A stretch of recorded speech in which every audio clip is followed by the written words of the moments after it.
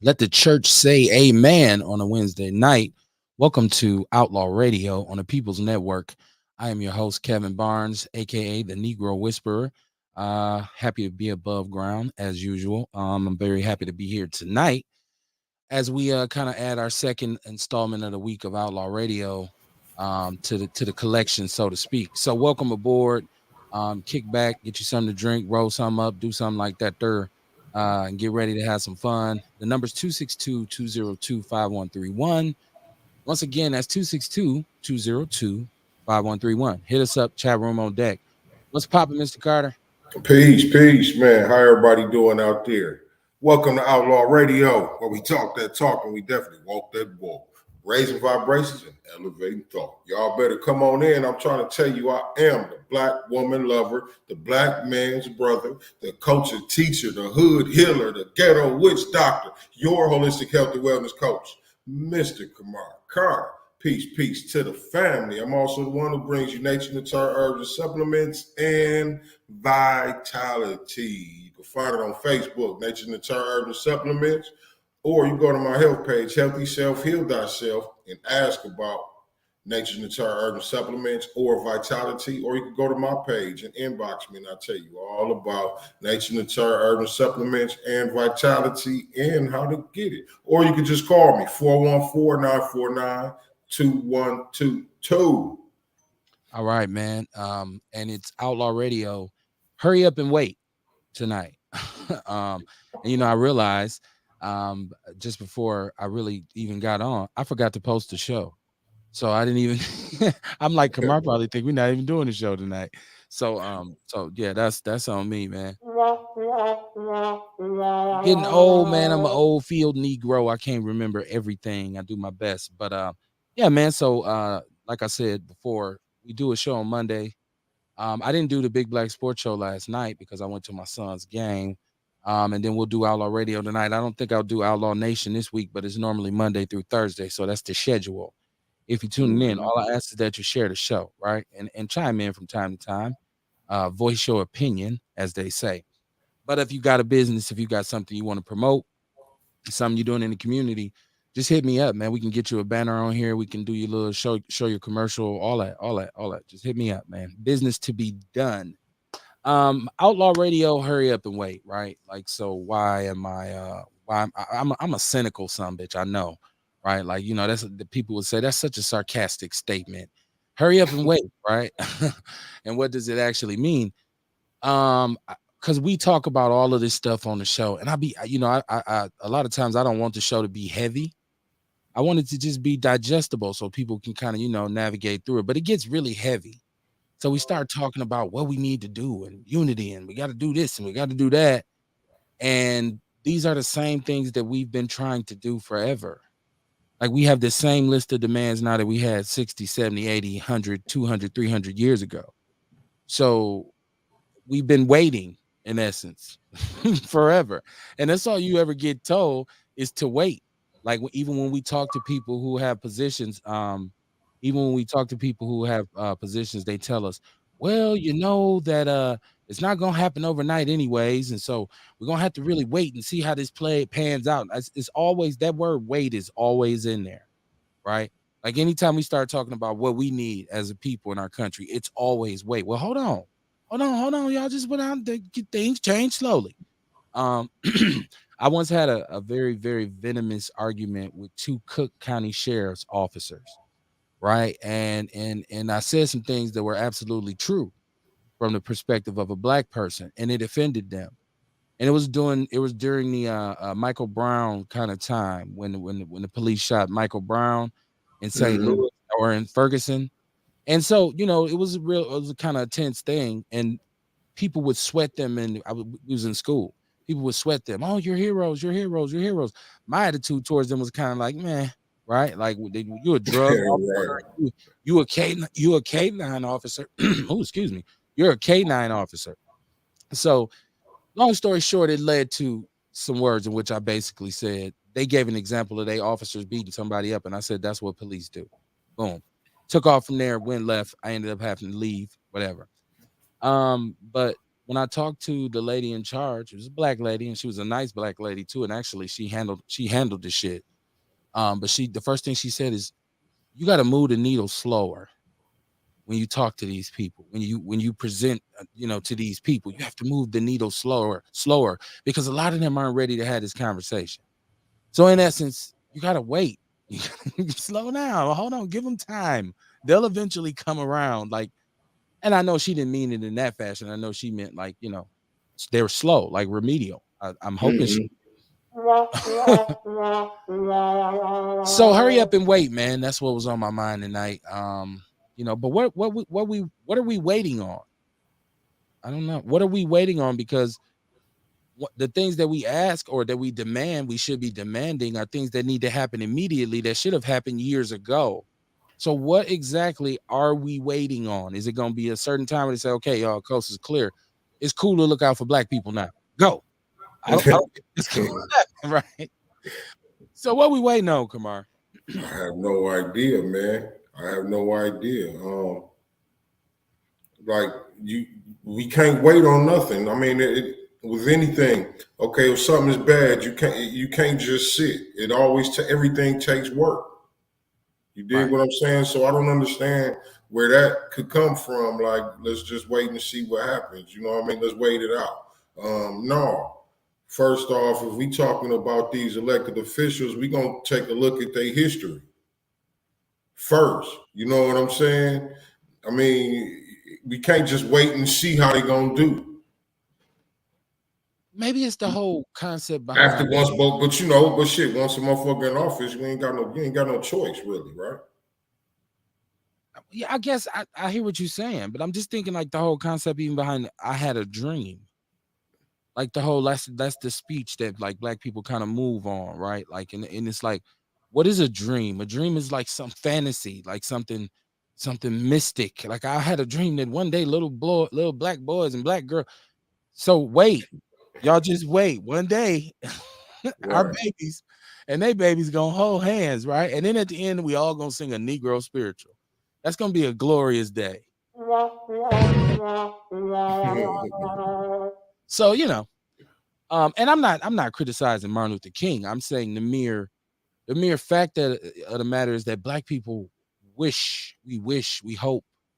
Man, look how long slavery endured, right? And black people were saying one day we gonna be free. Just wait. Now it paid Shit. off, but it was like Hey, 20 well, years. shit. You see what waiting did? You know what I mean? They ain't even know they was free until years after. You see what waiting did? Right. I mean, the whole concept of, and this is how they kind of pacify us. And this is why we look at, like you said, and I don't want to, I hate trying to hang this hat of what's wrong with our city all on public officials. And as a matter of fact, if you go back and watch our shows, you'll see where I feel like we as black people have to take some accountability for what's going on as well. There's a lot of things in our Right. community. And this is another thing about wait. Like, when we got to stop this shit now. So, but I mean, I just look at it like, and I don't want to hang it all on politicians, but I'm saying I want to say to them, for their part, anytime you come to them, I understand it's a process. It's a process, right? But when you gonna get started, that's why I said hurry up and wait, because okay, we understand it's a process, but when you gonna do it? Because if Mm-hmm. you'd have started 2, 3 years ago, maybe should be moving now.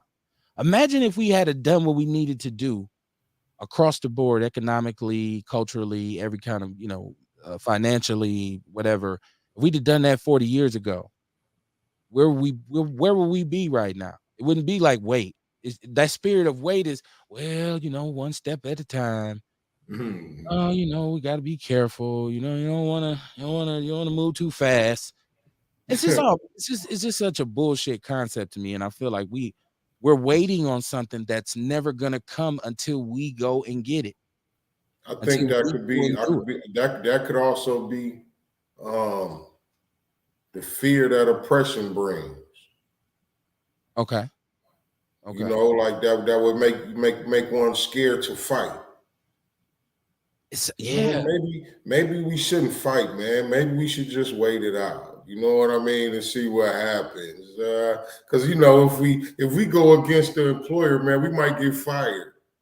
So or we in that probably case, shouldn't even fight and right. just wait it out and see what happened. You see what I mean? Like the fear that oppression brings. Usually when you wait for something, it gets worse Yeah, as you know, because it festers, right? yeah. Tiarsha Arthur, how you doing, sis? She said, "Good evening, Kevin and Kamar. Y'all share the Peace. show out there, man. Let's get some people on. Had this conversation. Hurry up and wait on a hump day. Outlaw Radio, myself and the Witch Doctor. And so I'm saying once again, and I'm being cynical and sarcastic and all this kind of shit at the same time. And I understand that when I say, what are we waiting on? Like, I'm asking myself, okay, so are we waiting on a leader to emerge? The next Martin. Are we waiting on that? Uh, let's see. Are we waiting on a good president to come in so we can say, "Oh, we sure he's got a good president. He loved him some black folks." Because we had a black dude, and it was But the same, it was even the same still, motif. you know what I mean? You still gonna take some action. Okay, even if you wait it out, and then what if they don't pan out to be what you thought they was gonna pan out to be? You still time to take some action. You know what I mean? No, okay, we gonna procrastinate this thing. We gonna procrastinate the revolution. Revolution. I don't, we, I don't even know what that mean no more, Kamar. right. Well, you know, I'm gonna tell you what it means. I could tell you what it means to me. I don't know what it means to others. How about Okay, that, kid? let's You hear got it. a meaning for it yourself, but Let's you know what I mean. The meaning that you feel that it just don't look like everybody else had the same. I get where you're coming from with that, but the revolution to me means, you know what I'm saying, doing my part to make a change.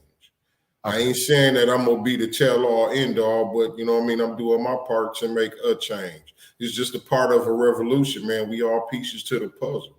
Ain't nobody got the answer. All So we can do is our part. okay, I dig that. So the revolution. I said I don't know what it means anymore because I'm saying, is it a day? Is it a set of events that are gonna happen where you say, "Oh shit, it's on. This the revolution." I'm like, because we saying, yeah, when I hear people still saying when the revolution comes, and I'm like, Is it coming?" Like, well, yeah, just wait, just wait. The revolution is gonna come, man. And it's like, okay, I'll wait. I remember they used to say, what was it? 1995 was supposed to be the year. Remember they used to say that, and that shit came and went, and it was like, a Well, Negro it didn't whisperer, right? happen. Well, Yeah. it didn't happen. No, we had a Million Man March, and a lot of things happened with the Million Man March. A lot of things transpired, and I wouldn't deem it a failure, but I wouldn't deem it the revolution. I think it was a Right. great thing where a lot of brothers got together on one accord, and it was a lot of good knowledge was exchanged, and in some cases some good networking. But shit went back to normal right after it was over. Like, it was like Monday was like, okay, it's just Monday again. I wasn't like, oh shit, 95, 1995. It's like, no, nothing happened in 95, right? I think that's when All Eyes on Me came out, right? My favorite Tupac album. I joke, I kid. I think it actually came out in 96. But I'm yeah, not so sure. yeah, man. So we'll extend that conversation throughout the show, actually. Um, and I want people to understand that that is a mentality that we have. Like, we're we're waiting still in Milwaukee because now we have all these black elected officials, and people are saying they finna make this shit pop. Just wait and see, right? Like, well, first of all, the mayor only has 2 years. And the way some of these cats offices is going, it won't be long. Shout out to Tierman Spencer, man. I gotta holler at Tierman, man. They Tierman. What's going on down there? Somebody tell me something. Breaker 19, Tierman. I need to call into the show. Good Lord, it is crazy. I'm gonna talk about that as we go on. But the first thing I did notice too, when I got to like kind of thumbing through the People's News Network looking for certain stories, I found this footage of this substitute teacher. I thought it was in Texas. I don't know exactly where it was at. So if anybody out there knows this footage of him, the substitute teacher, of old black man, it looks like, takes off his belt and just goes to whooping kids' asses in class, right? He goes to town, right? Like no games are played, no fucks are given. And I hear a lot of people saying, well, they need to bring whoopings back in school and shit like that. But is that's once again when we were talking about the young people, like is it more of this needed for people to just take out just whoop your kids' ass, whoop their ass? Because we talked about the psychological aspect of a whooping, right? Remember we talked about that. Hmm. So what do you did you see this footage? No, I heard about it though. Okay. No, I don't agree with it. I don't think anybody should just be able to pull a belt off and whoop your child. You know what I mean? I'll be done fuck somebody up. Right, type You know shit. what I'm saying? I'll be done fuck somebody up. I ain't finna put my hands on nobody else's kids. You Right. know, so I expect the same. Yeah, you know what? And I think that in today's society, and this existed, I'm sure, even back in the days when there were when adults could like physically punish kids in school. You don't know what state of mind that individual's in, right? Right. Like, so you don't know if he or she is dealing with some serious issues, and then all of a sudden your child becomes their punching bag at school. Well, he said he was talking, so you whooped his ass with a belt in I'll be English, damned. right? Like, and so I couldn't even imagine because I'm glad I went to school just at the time when that was out. That was outlawed, like the physical punishment. Because my mom's would go to the mattresses behind some shit like that. Like she what? Like my, my mother would have been in Techita years ago, right? Is that how you say it? Techita? Cheetah. Black people say Tachita, right? That's How that's hey that's how you pronounce it. right? Like we say Waupon. White people say Waupon. Right. I speak our language. Right. Trying to send me to Waupon. But yeah, man, I seen that, and I totally, kids are bad, like right, especially nowadays. Kids have more gumption. Little kids at an earlier age have this kind of just ridiculousness in terms of their behavior. I've seen it up close and personal, right? Like where an 8, 9-year-old will stand flat footed and just call you everything except for a child of God. I've seen this behavior many times, and sometimes you do say you are thinking to yourself, "Man, I feel like slapping the shit out this little boy," right? But you can't. You have to refrain. Number one, because you are in a uh, you're in a professional role. You're not, Mhm. you're there to teach the kid. Now, it's totally different if a child attacks you. I then it is what it is, right? Like so, even if if my one of my kids slapped the teacher and the teacher slapped shit out of her back, what could I say? Keep your hands off my kid. Like be telling my kid, you slapped a grown person in the face. Like I had to start where the root of the problem was. But no, so we talked about slavery being this kind of thing that we were taught, black people were taught, and this became our main weapon of discipline, right? Like our main form like black people, we all joke about it. We all make fun, we laugh like, man, my mom's and pops used to beat the shit out of me. Right? Like it's just how the way we grew up. Like, like my mom's had this thing in the store, she tell you don't touch something, you touch it, she would kick you in your Whoop ass. yo, I Like kick hard. your ass, right? I'm talking about lift you up off the ground damn near, right? And it's like nobody's even batted an eye. It was just like, oh, it's Saturday, motherfucker. Just pushing their cart and shit. Like, and Right, so that's it. Nobody looked. Hey, you look at everybody else. Did anybody see that? Like, I knew nobody cared. I didn't even look around. nobody gives it. Nobody gives a shit. How many of us got our ass whooped in the parking lot at Kmart? I'm whooping your ass when we get out this door. And it Man, went down. So yeah, man. I once again, so we have this thing, right, where if you really want to discipline a black kid, you whoop him or her. But if you think about the correlation between what did you do when you had a slave that wouldn't obey, or that wasn't working hard enough, or that needed to learn a lesson, you mm, whooped their ass, right? You laid him, they had to lay down or stand up, hold a pole, however you did it, and you had something to whip, a belt, whatever, and you whooped their ass. That's how you got your niggers in line. And they kind of passed that to our parents. And so now, don't get me wrong. I think a pat on the butt, a little spank spank on the butt, pop the hand or whatever when the kid is little can be appropriate. But like you ain't supposed to be putting the belt on no 4-year-old, right? Like, and that shit leaves a mark. That shit leaves a mark and mentally and psychologically. Because like even though we did get ass whoopings, right? Some of my mhm. friends became hardened criminals and they got their ass whooped every day. It seemed like when they was growing up, so it didn't prevent anything. Tiasha Arthur said, "I wouldn't want anyone whooping my child, but I don't have a problem with an adult yelling at them if they acting up. When I was growing up, the whole neighborhood could yell at me, and my mom whooped me because sometimes." She said someone said had to say something to me. Oh yeah, you got to whoop it because they told on your ass, right? You got Mm-hmm. what Miss Jones talking about down? What you down there cussing Oh for? yeah, you definitely can Huh? get Right? She lying. Get your ass in there later. I'm beat the shit out of you. Right? You gonna cuss me it. out and then whoop me for cussing? All right, I get it. Right? But I just that whole dynamic of the whooping, like, and people say we need to start whooping these kids' ass again. I don't think you can whoop a kid if you ain't really raising the kid, right? Like that can't be the only parental right you exercise. I whoop your Right. ass. Well, motherfucker, you won't feed me, right? You won't get us nowhere nice to stay, motherfucker. You stay in and out of jail, but you will whoop my ass though, right? Like, okay, I get it. So yeah, and maybe that is, and maybe I don't think lack of ass whoopings have hurt kids. I think lack of parenting has, right? Like Right. structure.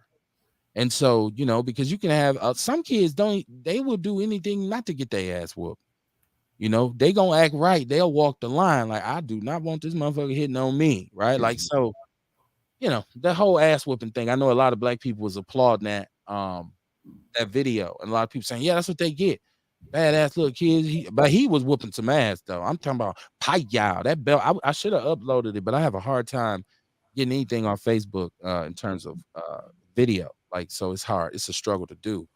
Um, but I could pull it up. But I want you to hear the sound of his belt. And as bad as those kids was, you could hear them and they were screaming. A lot of them were scared, but it was ass popping. I'm talking about I was like, damn, is he kidding me? Like he had that motherfucker snapping through the air. Um, she said she said you wasn't there back then during slavery. These kids need their ass whooped. I still do ass whoopings. I only had to do 3 or 4. Well, listen, once again, I'm not saying don't whoop your kids' ass if they are out of order, right? But I think an over reliance on the ass whooping is a bad thing. I beat your ass. That's the lesson your kid learns. Damn, he'll beat me. She'll beat me into submission. It has to be some other things kind of weighed and poured into that mixture. Mm-hmm. I'm not saying don't. Come on, man. Like, if you got a little, because there's first of all there's ignorance or not being aware because they're young, and then there's defiance. After we walk the walk and dance the dance about 5-6 times, and I told you, yeah, then it might be time, get that ass a little bit, but only even to a certain age. Because I can tell you, as a young man, after a certain point, an ass whooping wasn't gonna hurt me. I was bigger than my mother. So, and once again, I knowing my mom, and I'm saying this and she ain't even here, and I'm scared. Um, I knew she would have compensated. Like, if she had to get down, there would have been a skillet or a stick or something. She would have, because she knew how to scrap. But she wasn't gonna whoop me after a certain age with a belt.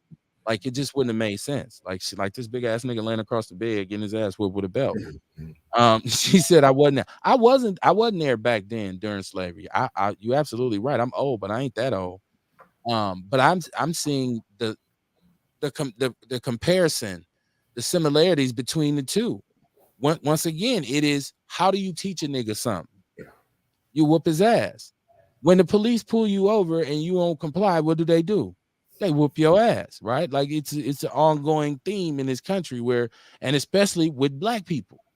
And in our own families, this is a practice as well, right? Like, so it's like, you grew up getting your ass whooped. I don't know how many of y'all been hit with extension cords, belts, switches, house shoes, whatever, right? Like, if you got whooped with some like real exotic shit, let me know. If you say Hot Wheel track, my mother wasn't swinging on Hot Wheel track. It was all hot leather, all leather, boy. Unless it was real severe, then it was extension cord. You know what I mean? Extension cords, nigga. That's what. Yeah. Yeah. I couldn't even imagine laying my kid down on the bed and hitting him or her with an extension cord.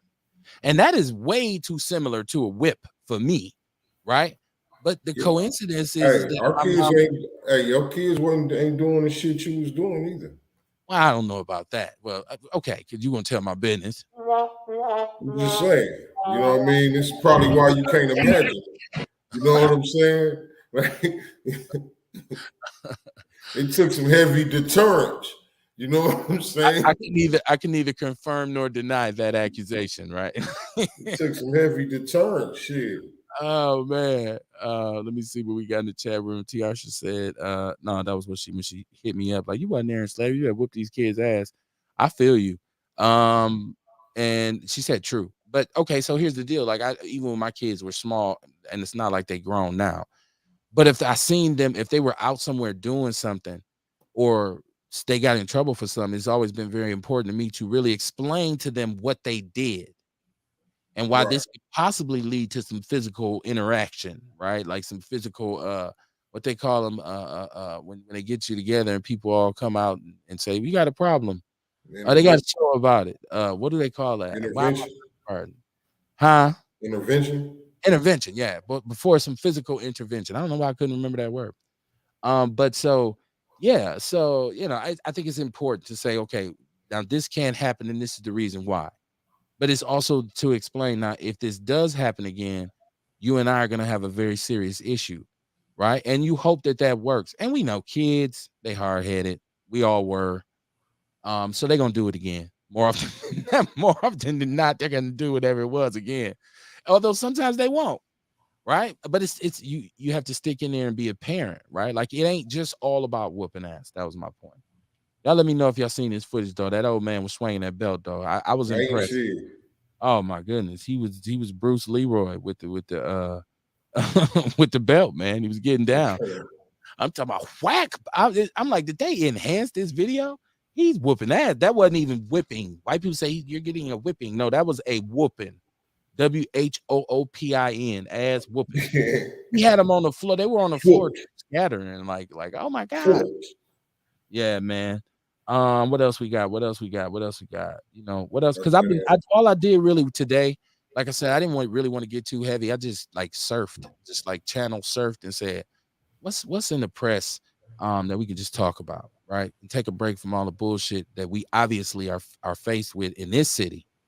We give it a rest for tonight, just a little bit, because it's all our conversations always come back to it anyways, right?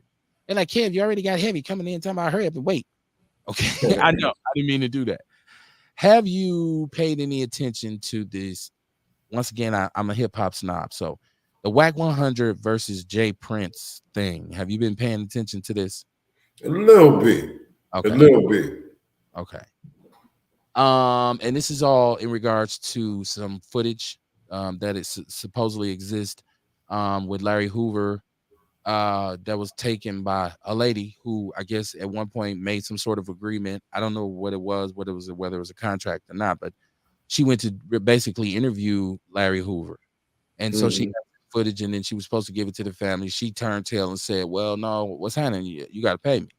Right? Like, how much money I'm gonna get? And they like, no, well, we never agreed to pay you. We asked you to do it. This is where it gets kind of sticky with me at. Like, I don't, once again, I don't have a dog in the fight, right? But I feel like anytime somebody does something and they say, okay, I did do it and I did agree to do it at first for free. But once I started doing it, it became it was a lot of stuff involved with. So I'm gonna have to charge you for it. Now I don't know what that amount, if any, was that she may or may I not have. think I think when you I think when they realize that they gotta do it, they gotta charge, I think they need to say something. That's upfront. That is up Right. exactly. Exactly. That's principalities, right? Right. That's principle. Like don't just do it and then expect me to pay you and I'm still thinking, you know what I mean, this on you. Okay. I And understand. I understand when you get different stuff, different stuff that pop up where you know what I mean. Okay, I got to pay for this. Got now it's getting to be too much. You know what I'm saying? So now I got to come back to you now and say, hey man, look, I know I said I was gonna do it for free, but you know what I right. mean. We need to You have make a to cut me a decision check. here. Yeah. I got you. Yeah. You gotta cut me a check, man. How shit I had to do. Cool. I also don't understand, and this is before I even get too in depth with it further. I also don't understand why, if this lady had this footage, right, and they said, well, we want to use that as part of his pardon. Why don't you just get some new footage? Why don't you just get somebody else to go in there and interview? I think you can still interview him. I don't know what the conditions are, right, y'all. I'm just supposing. Why Mm. wouldn't they just go and get some more footage? So, and maybe that's the plan, but what ends up happening is Whack 100. If you pay attention, like I don't know, you and I talked about this. I don't have Clubhouse. Do you have Clubhouse? Nope. I don't have it, but it's wild. It's like I don't know if it's like back in the days, the old school party lines where everybody's just like on talking shit to each other. Remember those? Mm-hmm. It's kind of like that, but it's like a some sort of social media platform, and people are doing like podcasts on there. And so Whack 100 gets involved because the lady allegedly is saying that the J Prince and the family are trying to shake her down, and like so she fears that because there's some people she thinks people are after her. Whack 100 gets involved, right? He goes at J Prince. If you don't know who J Prince is, he is what we would call the impresario of Southern rap music, right? And obviously, he's a wealthy dude, and obviously, he has a lot of connections. People like fear Jay Prince like he is like really the boogeyman. And I'm not saying he's not, right? I don't know how he's connected. I don't know, Mm-hmm. but his name carries that kind of weight, right? Like in wherever he goes. And so he came out, Jay Prince, I whoop your ass, I knock him out. And I don't know if y'all are even familiar with Whack 100, who's just a wild dude.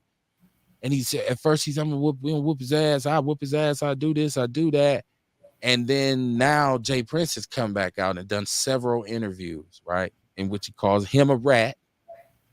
It's all about who's a rat nowadays. You're a rat. You're a rat. No, you're a rat. You working with them people. You're an informer. And he was talking a lot of shit in the beginning, but it seemed like now because now you tell me if this is an intentional green light, right? Like so, this all centers around them. The first interview being on Gilly and Wallow's podcast, and I don't know if y'all don't be in the pod verse like I do. I think I just made up some shit. The pod verse. Um, But I so I know all the platforms. So Gilly and Wallow, who yeah, unintentionally, or well, I would say intentionally, did this because Wack had been recorded on some phone call saying that he squeezes them and that he extorts them for money when they want to come out to California. So I guess there was an axe to grind there. So they had Jay Prince on first, and Jay Prince laid out his side of the story. And he's basically saying that this dude is trying to put his nose in the business that doesn't belong to him. I do say I keep hearing Whack 100 say, well, why is Jay Prince even bothering Larry Hoover? Like he ain't never messed with Larry Hoover. And I'm like, bro, where you been? Like he been right. he was on a Ghetto Boys album in like 93. So I don't know. What was it after that? Which one? What year was it? Was it? I can't I don't remember. know what year it was, but he was definitely on one of them all through the album. Right. It was He, right. he called from prison. Exactly. And that was a long time ago, bro. Like I don't even think Whack 100 was even in music yet. So a lot of craziness and people saying, well, this is a green light because Larry Hoover Jr. says, well, it's a lot of people upset about this and people feel a certain way. Now, I ain't got nothing to do with it. Like, cause I can't control what people do. But there's a lot of people in a lot of places upset about this, and they jumped out the window on Clubhouse and said, "Oh, this nigga, that's a threat. That's a threat. He threatening Whack life. He just put a national, international green light on him."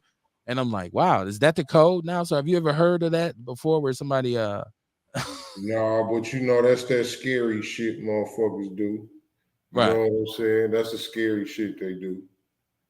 Yeah, I mean, but in the beginning, Wack is saying he'll knock Jay Prince out and all this. First of all, Jay Prince is like 50 something years old. He's like 57 years old. So I got to be 50 something. I This is the think first Jay, part about this shit that makes no sense. And I'm not putting it on Jay Prince. I'm saying because I feel like this is the kind of business that needs to stay, business. Like who I don't need to know who got a contract with who about what and all this. And I say, but my word to end it all would just be just get some more footage made. mm-hmm. I don't understand what's the hesitation in that. Now, I think Jay Prince would probably say, well, we are in the midst of doing that or we've done that. But Whack 100 did say, as long as you've been messing with him, where's the book? Where's the movie? Where's all this stuff that the family could have been eating off of? You got so much money and you love him so much. Why haven't you done these things already? Why haven't you turned this script, his life story into something? And that could help him get pardoned. So it's a roundabout conversation, man. I just listen to this. This shit's kind of interesting to me. It don't be shit on TV, so I just tend to be on YouTube, just watching random videos, right? Like, cause I watch them all, like Doggy Diamonds, and I watch Gillian Wallow a little bit. I watch Lord Jamar's podcast. I watch a lot of podcasts. Yeah, I So hadn't caught Lord Jamar's, but I done saw all the other ones you done mentioned. yeah. I be on that shit. Tiarsha Arthur said she should have told him up front. She is now going to start charging so she can find out if the family will agree to her new terms. Yeah, once again, that's saying, well, she did it. She did the footage and was done, and then said, well, I ain't gonna give it to y'all till y'all give me some money. Right. And somehow, some way, she's scared. So she goes to, now you got Reggie Wright Jr., the hip hop cop security guard from Death Row Records back in the day. Now he got involved and he put whack in it and said, well, I'll get somebody to take care of it so you can get paid from it. Now the question is, people are saying, well, was this a money play? Well, whack, but even if it was, so what? Right? Like, Mhm. once again, I hear growth and development brothers saying, what you mean, so what? That's the chairman's life. What are you talking about? That's his family. Anybody need to be compensated by it. It should be his family. I agree with that too. I do agree with that too. So, it's a whole bunch of ways you can look at it. Where's Ewok the Great? He said Whack 100 is like a male Wendy Williams. Says, get your money, I guess, but he be on whole shit. Yeah, well, he's a loudmouth. Shout out to Paris LaShawn. How you doing, my brother? From Frontline Black News, the Revolutionary Agenda. And this is Shabaka Sankour's co-host from Shabaka's Black Experience Enhanced. Shabaka was just on the show. He just called into the show the other night, and we shouted you out, brother Che. Tiarsha Arthur. Yeah, okay. So I'm caught up with my chat, bro. Hurry up and wait on a Wednesday night, man. Nothing too heavy, man. Just some idle conversation about stuff that's in the news. What some people call black news, I guess. What else we got here? Now, we've had Miss Beverly Williams on the show several times, right? Well, she's been on about 2 or 3 times, I think. And she follows my group, the People's News Network. She puts a lot of information about their movement to kind of upset MPS. And when I say upset, I mean turn over the leadership. And so I seen news article, newspaper article, and I seen a video on Fox 6, I believe, and I put it in the People's News Network, alleging massive fraud and mismanagement and all kinds of things against the superintendent of schools, Dr. Keith Posley. And it's picking up a lot of momentum. Have you seen this? Mm-mm. Okay. Yeah. We have the only reason I'm really, shout out to them. First of all, Miss Williams came on here and did a great interview. We had a good time. But here's the deal. We talked about the money that goes into central services because we kind of figured out through our little ghetto mathematics that MPS has damn near a $2 billion budget, right? And so one tends to one, and then they just got a bunch of the COVID money as well. So it makes you kind of wonder, where is the money going? If there's Mhm. school buildings, if there's any, like, the facilities should all be top notch. If you're familiar with MPS, most of MPS is old buildings, right? And like, so most of them been around for so long, and you've kind of refurbished them and remodeled them. And I get it. A school is sometimes, the old school building has it has a nostalgic effect for people. People want to go back to their high schools, but the building has to be functional. Now, I said all that to say that obviously they spend a lot of money on maintenance, right? Obviously, to get the grass cut, to keep the boilers working. But $2 billion, right? And I know the superintendent makes 200 something thousand per year. And central services is full of $100,000 a year people. And I'm gonna tell you the truth. Um, a lot of them don't do a whole lot, right? Like, some of them have some menial jobs, right? Like, it's like, that's what you do. And I ain't count nobody Right. money. I ain't count nobody money, but I'm saying there's some fat to be trimmed that should go more directly into our children, right? So, I mean, that's kind of like my take on it. And I'm not accusing Keith Posley of fraud or anything like that. And I don't know what's going on with their physical matters. But I think that movement, man, is picking up. It's picking up. It's picking up a lot of momentum. So, pay attention to that because we keep saying, "Where's it?" Now you talking about 2 billion plus. So that means all our schools should be top notch. Like you say, no, if you figure this in, what do we got old buildings that we operate? You got a $2 billion budget. Shit, I don't. The Milwaukee Bucks don't have a $2 billion. They don't got a $2 billion budget, right? You put them and the Packers together. They don't have that kind of like, and I'm saying that because those are big time professional sports teams, but that's a whole hell of a lot of money for for a city like Milwaukee. Now we do have, I guess, one of the largest public school systems in the country, in MPS, and that's why a lot of people come out and say we should break it up or whatever. But then so you just gonna get micromanage it a little bit, break it up and get his section, this many buildings and that many buildings. That seems real chaotic, right? That and then what we be faced with a situation where schools will be out of whack. And you know what they say to us when we ask them what was going on? They say, well, we're undergoing a change. Just wait. Just Mhm. hold on. Just wait. Hurry up and wait. Like the name of the show. Hurry up and wait. Man, I like to see. If I was the superintendent, I'd be like, look, let's just do a audit. Let's just do a public audit. And see where the chips fall, unless they own to something. Unless they don't caught somebody with their hand in a cookie jar, right? And we definitely need to know about that. We definitely need to know about that. Yes, Shabaka did talk about the marathon this weekend, brother Che. And he did ask me to participate. And for Ancestors Day, it's the marathon from Friday to Sunday. I'm a pop in that thing, man. I don't know if I'm gonna call in to because we don't have a show this weekend, but I could pop into one of your show or brother Shabaka show. I'll definitely chime in at some point throughout the weekend on a Friday or Saturday. Tiarsha Arthur was talking about this lady, Karen Chapman. This is the lady's name who's involved with the whole Whack 100 J Prince debacle. That she sounds like she's running game on all of them. She's playing them like puppets. From my understanding, Larry Hoover isn't about violence. I I would hope he's not. I would hope that at this point, and I mean, Larry Hoover's been in jail almost 50 years, right? Like, I don't even know, to be honest with you, I don't know why they won't let him out. Like, this should be very simple. He's 70 something years old. Even for the crime that he committed, it was 40 or 50 years ago.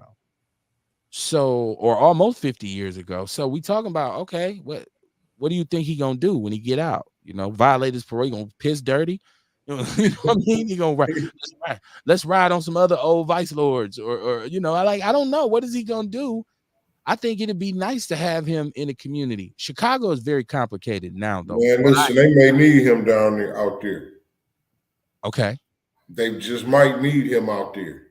okay, okay. You know what I mean? I mean, you talk about especially when you talk about getting OGs to get out there and do shit, right? To get out there and talk to the youth. You know what I'm saying? He definitely got a hold on the OGs out there. I mean, shit, 70 something years old. Yeah, he got triple OGs. But you know what I mean? And it's got to be a trickle down effect at some point. Right. You know what I'm saying? Because see, you think about how structured Chicago used to be. Yes. You know what I mean? So that's why I say at some point there's got to be some kind of trickle down effect to who the youth gonna listen to out there. That's you know what, Kamar, I was getting ready to say. Chicago is very complicated in that regard because I would say give them a shot. I mean, what they got to lose?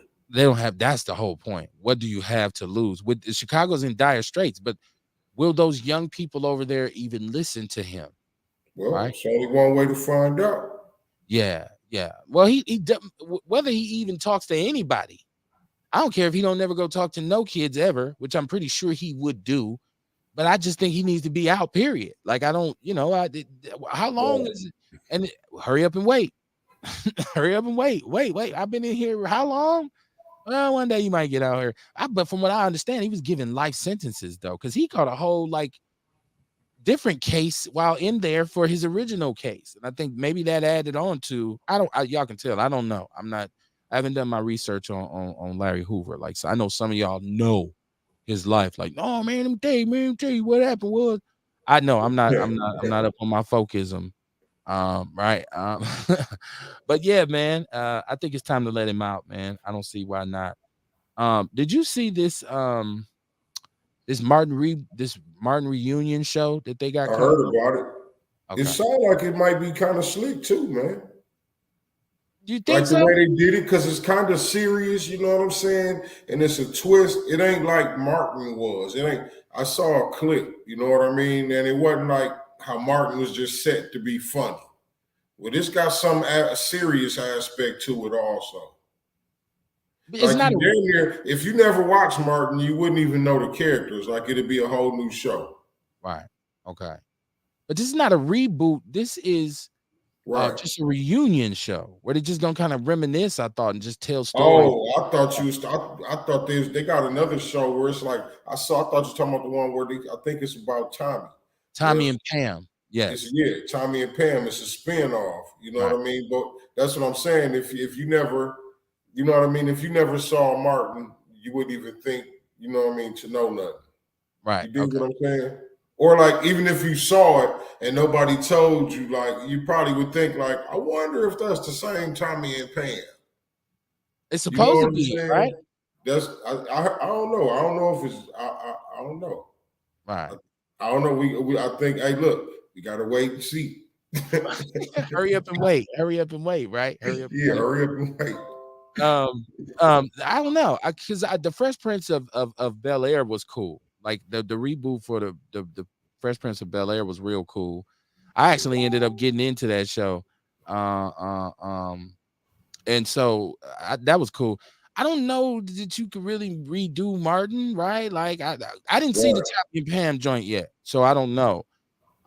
It looked kind of interesting, but I felt like it was like okay, oh shit, here we go. Let's this is what we're gonna start doing. Like we're gonna start dramatizing all the old school sitcoms, right? Like you come back and do a new Cosby show where Bill actually is dropping pills on chicks.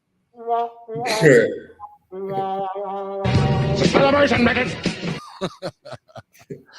So yeah, I don't know. But I think to reminisce and give Martin the show Martin its credit because we had Chastity Washington on here and we were talking about black comedy. And we talked about that whole time with the Def Jam when black comedy really just kind of took off, right? And like all of a sudden, brothers start getting television shows, and we had a whole the WB and these UPN where it was Fox used black shows to get their notoriety. Then they just stopped doing black people shit. Like now, you can do white people shows now. Mhm. But there was an explosion during that time, and Martin was the funniest shit I had ever seen in terms of a black show. It was the funniest shit I'd ever see until I seen the Chappelle show in terms of a television show. Because I don't think In Living Color was funnier than Martin. I didn't think the Fresh Prince of Bel Air was funnier. I thought Martin was like the funniest black shit I had ever seen. Paris said he grew up on the Martin show. I guess I kind of did too, but I was a teenager, right? I wasn't no little kid. Mhm. Show you how old my ass is. Um, but yeah, and Martin goes right in there with that kind of hip hop kind of.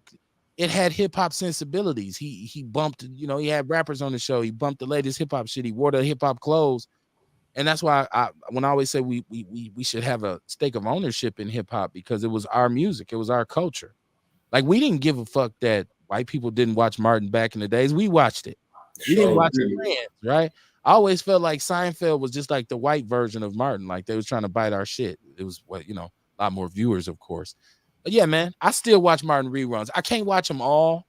Sometimes I've just seen them so many times. I'll be like, I don't want. But it's some I will always watch. I will always watch the Players Ball. That I will always watch Martin with Hitman Hearns. I watch him when they steal a CD player and he got the dog like Nino Brown. I watched that episode. And any episode with Leon Lonnie Love, I'm watching that shit with David Allen Greer. And of course, we know what's my man name? Barnell Hill. That's the funny shit. Like that shit right there is classic Tommy Davidson. So yeah, but maybe we'll get because we don't got what's funny. I guess people say Blackish. Like, what's a black show now that's funny? Like you watching it, like this shit is hilarious. I don't. The last one I saw was the Carmichael show. Who recently came out as bisexual? I just had to throw that in there. Oh, well, yeah, the Carmichael show. I think that was the last show I watched, black sitcom show that I thought was really funny. I'm forgetting Mike Epps. The Mike Epps joint he got now on Netflix is hilarious with Kim Fields and all that. Oh, it's Oh, hilarious. yeah, that is funny. Yeah, so I would say that's probably the latest and greatest. Who Yeah, else? What's the name? Tracy Morgan got one. OG, the last OG. yeah, it got canceled, but yeah, it was a good Yeah, show. I was that watching. was funny. Yeah, that shit was funny. And it was dope too, man. Like he had messages in that show. Right? Yeah, it was. It was a slick show. So yeah, I mean, I guess there is some funny people. Tyler Perry, like House of Pet, like that shit at this point is kind of like really not funny anymore. Like I watch it just because it's black people, but like, it's not really that funny. Like, I mean, now back in the days, the Meet the Brown and all that, like that shit back in the days was funny. I can't lie, I can't front.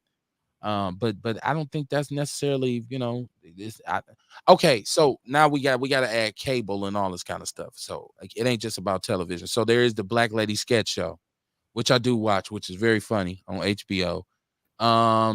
Insecure is Gone by Issa Rae. That show was funny, but it was funny. I'm forgetting something. I'm You forgetting catch, something. I'll tell you another one is old girl was hilarious in this show. The Miss Pat show. Oh my goodness. She hilarious, dog. Hey, I just watched the episode today, man, where they took their white friend out to the club. Oh my goodness. They told her they was finna make her a hot girl. She said, "Oh, I always wanted to be a hot girl." Now, are they showing them uncut? Because I've seen them all uncut. Yeah, I seen them uncut. Yeah, I said I watch them on. I got the super box, right? So I Okay. watch it on there. I watch them on there. So everything on there is uncut.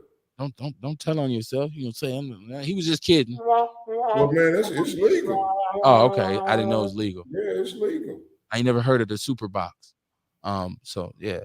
Yeah, you get all channels. You know what I'm saying? You get all the channels, live TV, all new shit. It's built a lot better than the Fire Stick. Okay. It's like the Fire Stick 2.0 and shit. We're talking about the Miss Pat show. A lot of people haven't seen it because it's probably the rawest television show in terms of Miss Pat. When I say raw, I mean like she says shit in there. I'd be like, damn. She talk like the sisters talk on the street. Worse. Yeah, she go in like you don't know what the fuck finna come out her mouth, man. Like she will literally say on that show, "Shut the fuck up, shut your dumb ass." I was like, I remember the first time I seen it, I was like, "What the hell is this?" I thought it was like a skit or something. She told her son the shit is irrelevant ass down. I mean, she goes in on everybody. I mean, kiss my ass. All is like nothing's out of bounds for this shit. So, I think it's probably still a little bit raw for mass consumption, right? MC Tone, shout out to MC Tone, man. What's going on, MC Tone? MC Tony Tone in the house. Right. He said he got a show coming on Roku and it's gonna be funny. I bet you it is, man. I want to be on it. Stephanie Bowles is in the chat room. She said Golden State or Boston. I gotta go with Golden State. Gotta go with Golden State, Stephanie. And once the Bucks lost, I gotta go with the Milwaukee boys, man. Yeah, no doubt. Right. 2 Milwaukee boys on the roster. Shout out to Golden State. For the Milwaukee boys. Gotta ride with them. MC Tone and his new show is coming, y'all. Y'all be aware of that. We're gonna get MC Tone. I think we probably can get MC Tone now with StreamYard because he couldn't rock with us with Zoom.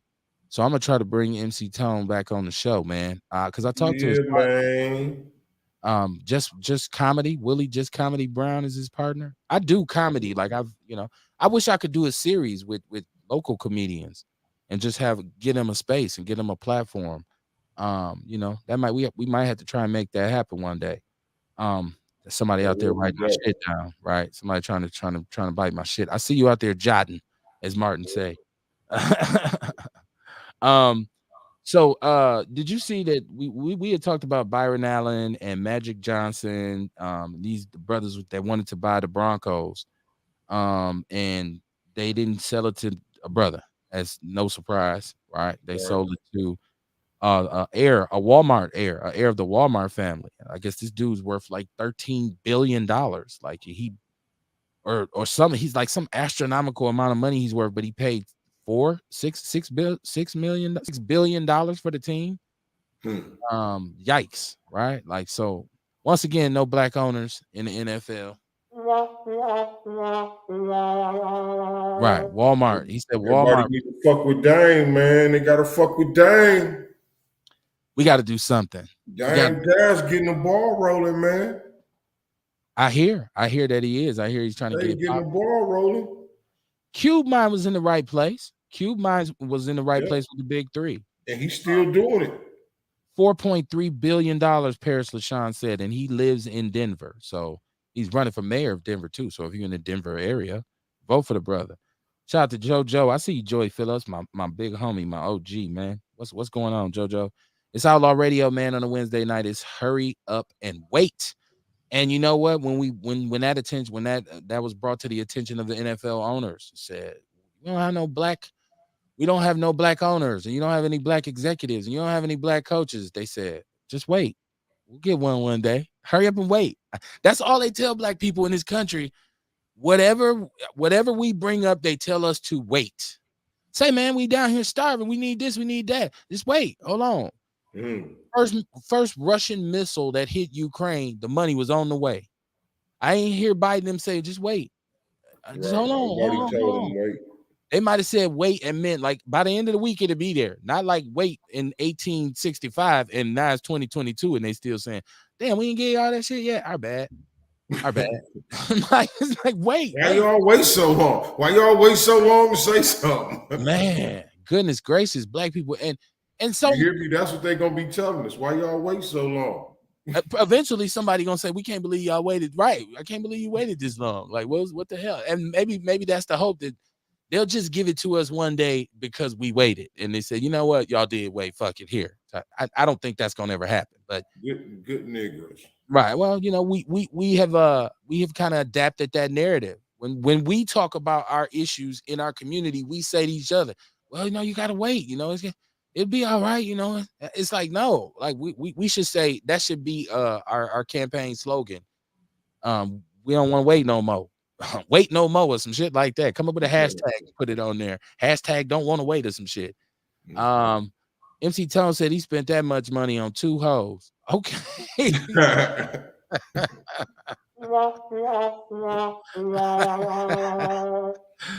Oh man. JoJo, you know it's all love, bro. You know it's all love. He said he been waiting. He said he's been waiting 200 years. MC Tone said I've been waiting 200 years. Right? With your 2 hoes, with the 2 hoes you paid the billions for. I'm confused, MC Tone. Lace me up, tie my shoes, as they say. You're right. It should be a mental. There you go. No more waiting. There we go. There you go. Paris LaShawn. Brother Che. No more waiting. Simply put, no more waiting. When the politicians come and say, okay, down the line, no. Right now, like we want this shit within the next 60 days. People say don't move that fast. Well, let's speed up the motherfucking process because you know what? If it's taking that long and there's that much trepidation, then that means we need to change our processes and make them more efficient so things can get done faster. When I tell you that the wait is intentional, it's for us to, you know, they like we're gonna wait you out. Well, y'all can just wait over. Y'all be over there for a long time, but you know, wait. So, because what does wait actually mean? Hold on, I get to it in a minute, right? Wait for it, and that's what we've been told in terms of everything we asked for. This okay? We got y'all black people. Wait. Meanwhile, several culture races and different groups of people have come over here and gotten exactly what they needed to be prosperous in this country, right? Up in front of us, right? That's why I said with Obama, you know, we make jokes all the time about how much gay people moved 1,000 years forward under Obama, right? And it was like I kept saying I didn't have a problem with what he was doing with them, but I kept saying, damn, how they get in front of us? We've been waiting. It's like we've been waiting outside the club forever, and they just walked up and went in and went past everybody and shit like they was VIP. Pretty Um, much. so it was just wait, just wait. Hold on, black people. Damn, y'all got to be patient. One day it's gonna come. That's what all those spirituals used to say. One day I'm going home to be with my Lord.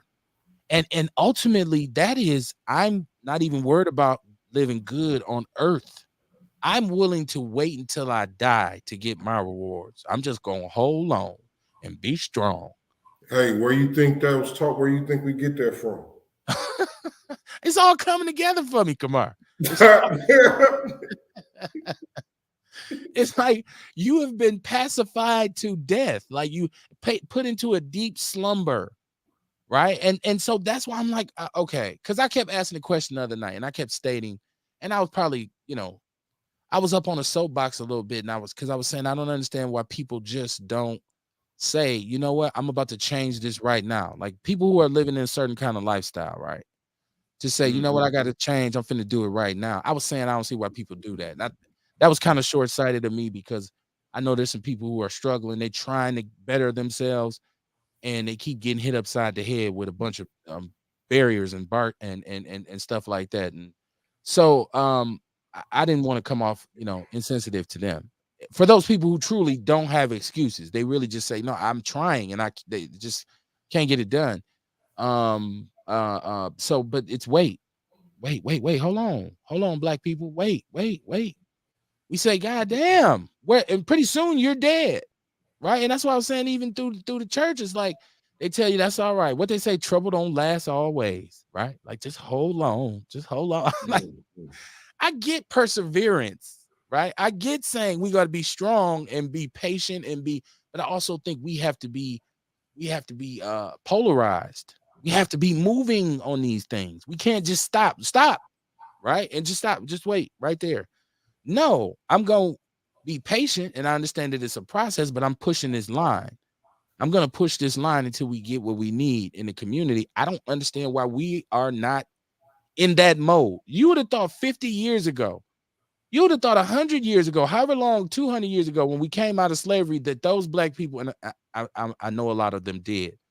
I feel like those black people should have been like, nope, you know what? That's it. We ain't waiting for shit else. We finna make all this happen. We did. Rosewood, I get it. We know Black Wall Street, I know. But once again, where's the justice in that? They just now getting justice for this.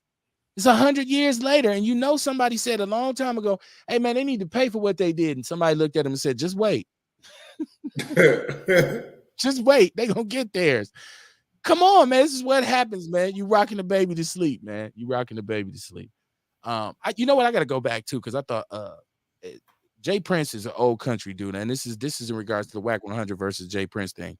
I brought it back up because I hear Jay Prince using this metaphor that I think is batshit bananas funny and country as hell at the same time when he says Whack 100 is a rat. He's the type of nigga to shit in the bed and blame it on the baby. So, and he has his pile of shit in the bed. And he look at him and he say, "I didn't do it. The baby did it." Like, what kind of individual would blame the shit on the baby? Like I said, this dude is crazy, man.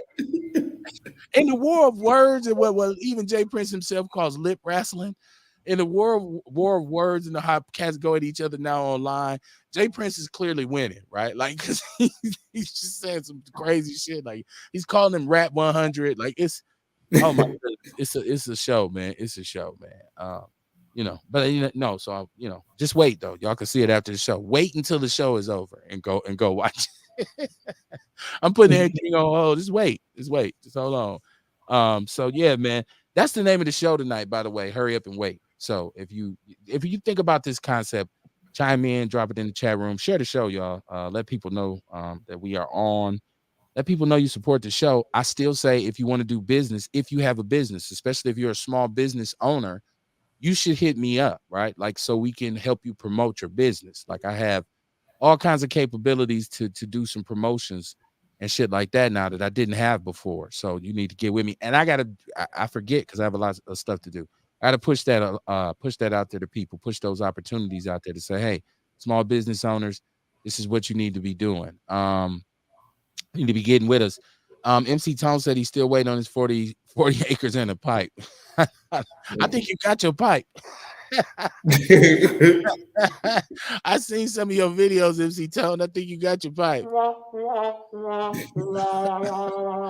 And people think, oh, he ribbing him. No, I'm not. He's literally smoking the pipe in some of the skits, man. He has a super long crack pipe. I watch him. So he has like this super long crack pipe where he be like, it's MC Tone pushes the line, man. You gotta support that brother, man. Support MC Tone. And MC Tone is in demand. He's hosting. He be out here hosting.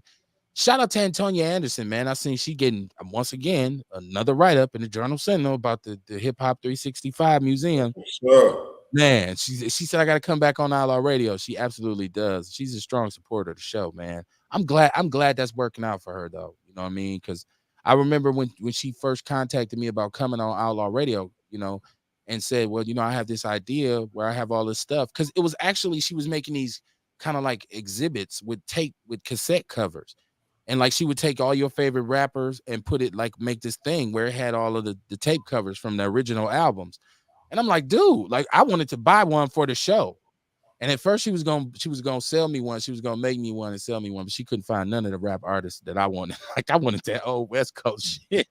She's like, I don't have them. I don't have them tapes. Like it was like, but she's offered several times to loan me some of those things and display them on the show. That's something I'd like to do when we are able to get mobile. To be able to have one of those things and set that exhibit, one of her exhibits up, and people be like, "Wow, Yeah. that's tight." Like, so we'll get her back on now, though. I'm pretty sure she blowing up. Like everybody who rock with Outlaw already. Look at Kamar; he's a world traveler now, right? Like he only eats eggplants and avocados, right? Like everybody who come in, man. Look, Antonia's rocking out a bunch of people, man, that have come on the show, man, and just blow up it. Shout out to y'all, man. That's what's up. That's what we are supposed to do. Support, though. Support. We got to support our own, man. Now, I do got a bone to pick, though, right? Like, and shout out to DJ Toxic T. Man, great show. And it got, the numbers on it were really good. So a lot of people seen the show with myself and DJ Toxic T. I want to implement that in as well. See, I want to work with the comedians, but I want to do something with DJs as well. Like, cause we have a lot of DJs in Milwaukee who are hip hop heads, who are very experienced, been around the game for a long time. It makes for great conversation about hip hop sometimes. But Rolling Stone came up with their list of the top hip hop albums of all time, right? And so this is why I say, man, I say we got to exercise a sense of ownership in our own culture, and we got to be real careful about who we share it with. I'm gonna give you now. We do top 5 dead or alive every time I have somebody on my show that's relevant to hip hop. We do top 5 dead or alive, correct, Kamar? Yeah. So and we talk about who's, and we know it's all pretty much subjective. I understand. Like you have the right to feel like whoever is your favorite is your favorite. And I'm sure you have a reason. You don't have to explain it to anybody, but I do get mad when I see shit like this. So I'm trying to pull this up because I have okay, here we go. Rolling Stone names their top 10 hip hop albums of all time. I'm gonna name them. Now you tell me how you feel about this list. Number 1, the Notorious B.I.G. Ready to Die. Number 2, Outkast, Stank on Ya. Number 3, Jay-Z, The Blueprint. Number 4, Public Enemy, It Takes a Nation of Millions to Hold Us Back. Number 5, Kendrick Lamar, To Pimp a Butterfly. Number 6, Kanye West, My Beautiful Dark Twisted Fantasy. Number 7 is Missy Elliott, Missy So Addictive. And number 8 is Wu-Tang Clan, Into the 36 Chambers. And number 9 is A Tribe Called Quest, The Low End Theory. And number 10 is Lauryn Hill, The Miseducation of Lauryn Hill. Those are supposedly the top 10 hip-hop albums, according to Rolling Stone magazine. What do you think about this list, Kamar? Okay, again, it's subjective. It's a few in there that's questionable. You know what Okay. I'm saying? It's a few in there that's questionable. But then, like you got to look at who's doing the judging. You know what I mean? You talking about Rolling Stone magazine? It's Rolling Stone. I get that. You know what I'm saying? So you can't expect them to hit it on the nail. You know what I'm saying? You can't expect to actually get a real good list. You know what I'm saying? But then And like I say, I'm sure it don't explain how they come up with that list. Because you know what I mean? When you're talking about your top five or whatever, you got to be able to explain why. Like, are they going, maybe they going off of sales? I don't I don't know if know. that's what the criteria was. Maybe let me see I what they don't know. utilized. I'm trying to see how they came up on it. And this is where I probably should have uploaded this video and I could have just showed it to you all. But I don't know about fair use. I got to get myself up on fair use because they'll shut your shit down. Let's see. I'm trying to see if they telling us um how they came to these conclusions. They said that music lovers were giving them plenty backlash and expressing their displeasure. Yeah, Um, yeah. and so they said they gave us their picks for the 200 greatest hip hop albums of all times, and it's a selection that has waged wars on social media as rap fans engage in fiery debates. First of all, we all know that it's all somebody's opinion. And we've sat and had some real serious debates about top five and top this and top. It's our music though. We can do that. And Yeah. people say, no, That's we what talk about that shit. hey, that's what we supposed to do. Right. So and a lot of us have legitimate criteria for what these albums are supposed to be and the things that it's supposed to exist, the ingredients that are supposed to be there for it to be a top 10 album, right? Mm-hmm. They said they ain't gonna show all 200 choices, obviously, but we shed light on the top 10. Okay. No Tupac was the first thing that I said, Ernest. No Tupac. How you have listen. Here's the sacrilegious nature of this, right? You have Kanye West and Missy Elliott in your top 10 and Lauryn Hill, which I love Lauryn Hill, but we talking about top 10 hip hop albums of all times, and you don't have Tupac or Scarface, right? I don't even see Nas. Nas is not in your top 10, right? But you have Kendrick Lamar in here. Um, I'm like, what in the hell is really going on? Like this is I think Kendrick Lamar is a great artist. This To Pimp a Butterfly, it was cool. It wasn't better than All Eyes on Me. It Hey, wasn't better than I would even expect that it's probably younger people judging or lighter people, for Rolling Stone. I'm saying, right? White you people, know what I mean? Because I figure that because like the people who was around Rolling Stone when we was growing up, who would know rock and older hip roll. hop, you know what I mean? They probably ain't even working for the paper no more, the magazine no more. No, absolutely. So you got younger people in there working for them. You know what I'm saying? So they're really out of tune from older hip hop. No doubt. Okay, so I do realize when people say Rolling Stone, but Rolling Stone is like the last man standing when it comes to these music publication magazines. They still print, right? Like, and they still Mm-hmm. get their rocks off. So it's very relevant, but the scope of music has changed. So of course now you have individuals who are assigned to cover urban not music, but music, who are knowledgeable on music. And so it ain't just a bunch of old white dudes. I know it ain't just an old white dudes sitting around smoking a joint like, top 200 is. No, I understand. These is like journalists who write for these magazines now, which makes it all that more perplexing because you don't have, if you know about, you don't even have a paid in full on there. You don't have the chronic on here. Right. And that's what I'm saying. You know what I mean? They ain't whoever's doing the judging ain't from our community. They don't know what we was growing up with during that time. They don't understand that possibly all five of them albums could have came out of the 90s. Right.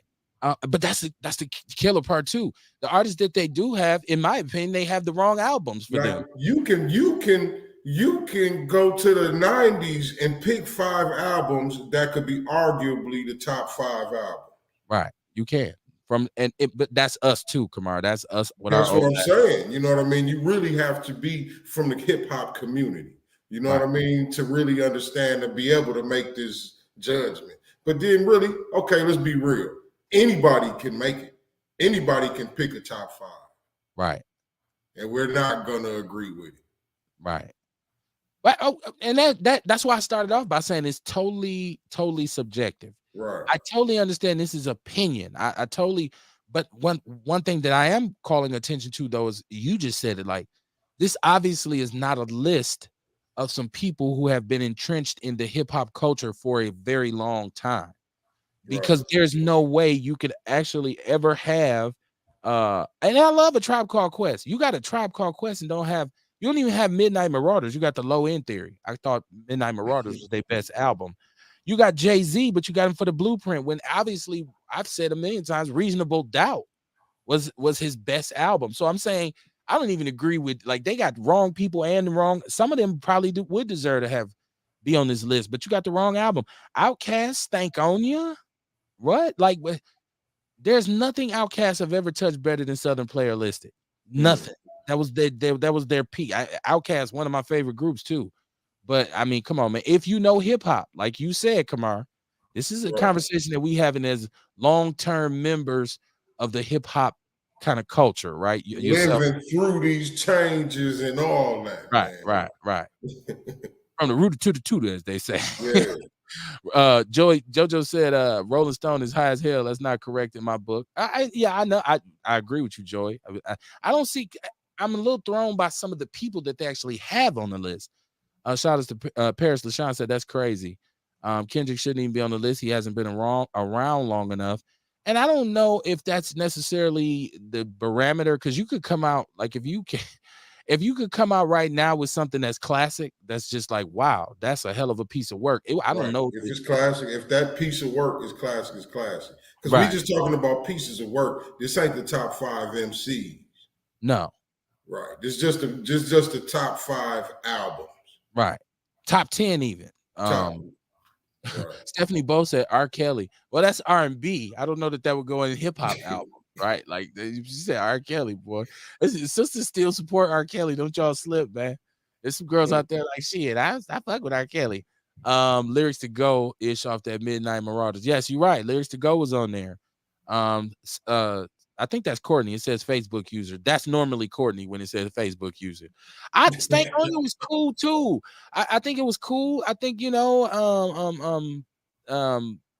but it wasn't Southern Playeristic. Okay, and the reason why, okay, so we turn this into to a real conversation about hip hop. It's cool to do. I got time, right? Shout out to Paris LaShawn said, have I heard the new Mac Mall? I haven't, but we had Mac Mall on the show. So definitely go to the YouTube. Uh definitely go to the YouTube and watch the Mac Mall interview. I put it up every so often because it was just a dope conversation about hip hop. So yeah, shout out to Mac Mall. I haven't heard his new album yet though. And he's still, the West Coast still kind of regional. So they still got their own kind of movement out there. We don't get their music. Courtney says it must be someone from her generation making the list. Obviously, it has to be somebody, because you, like, Stankonia to me was Outkast's kind of like their descent into weirdness, right? Because if you listen to Southern Playeristic, it's funk, gangster. It's almost religious, almost, to a certain degree. It's a lot of subject about God and about um um black power and stuff like that. There's some street shit on there, but it was a real organic, natural album, right? And it was funky as hell. The musically, that album was ridiculous. Stankonia wasn't that to me. That was more than pushing the line towards being kind of a little bit more abstract. Because by that time, I think Andre 3000 had started wearing the wigs and shit and all that. And I was kind of fading out, like, in the background. But there's some dope shit on Stankonia, no doubt. He said, Paris LaShawn said Outkast has no bad albums. I don't disagree. I just think creatively they took a different direction after Southern Playeristic, because AT was totally different. Because I could not wait. I was waiting. I was like, man, Outkast, I can't wait till the next album. And when I heard AT I was like, it's a little bit different than what I was expecting. And then it just went from there. Stank on You, Gemini, what was the other, Aquemini, and all that kind of stuff. And you can tell by the time they got to the speaker below and the, was it, talk box, speaker box, or love below, whatever, the double album, Big Boy was on one and Andre was on the other, right? Mm-hmm. Because that's how they had kind of, Andre 3000 had went out on his piccolo player shit. I said piccolo player. Let me see. I like that weird shit, but very true.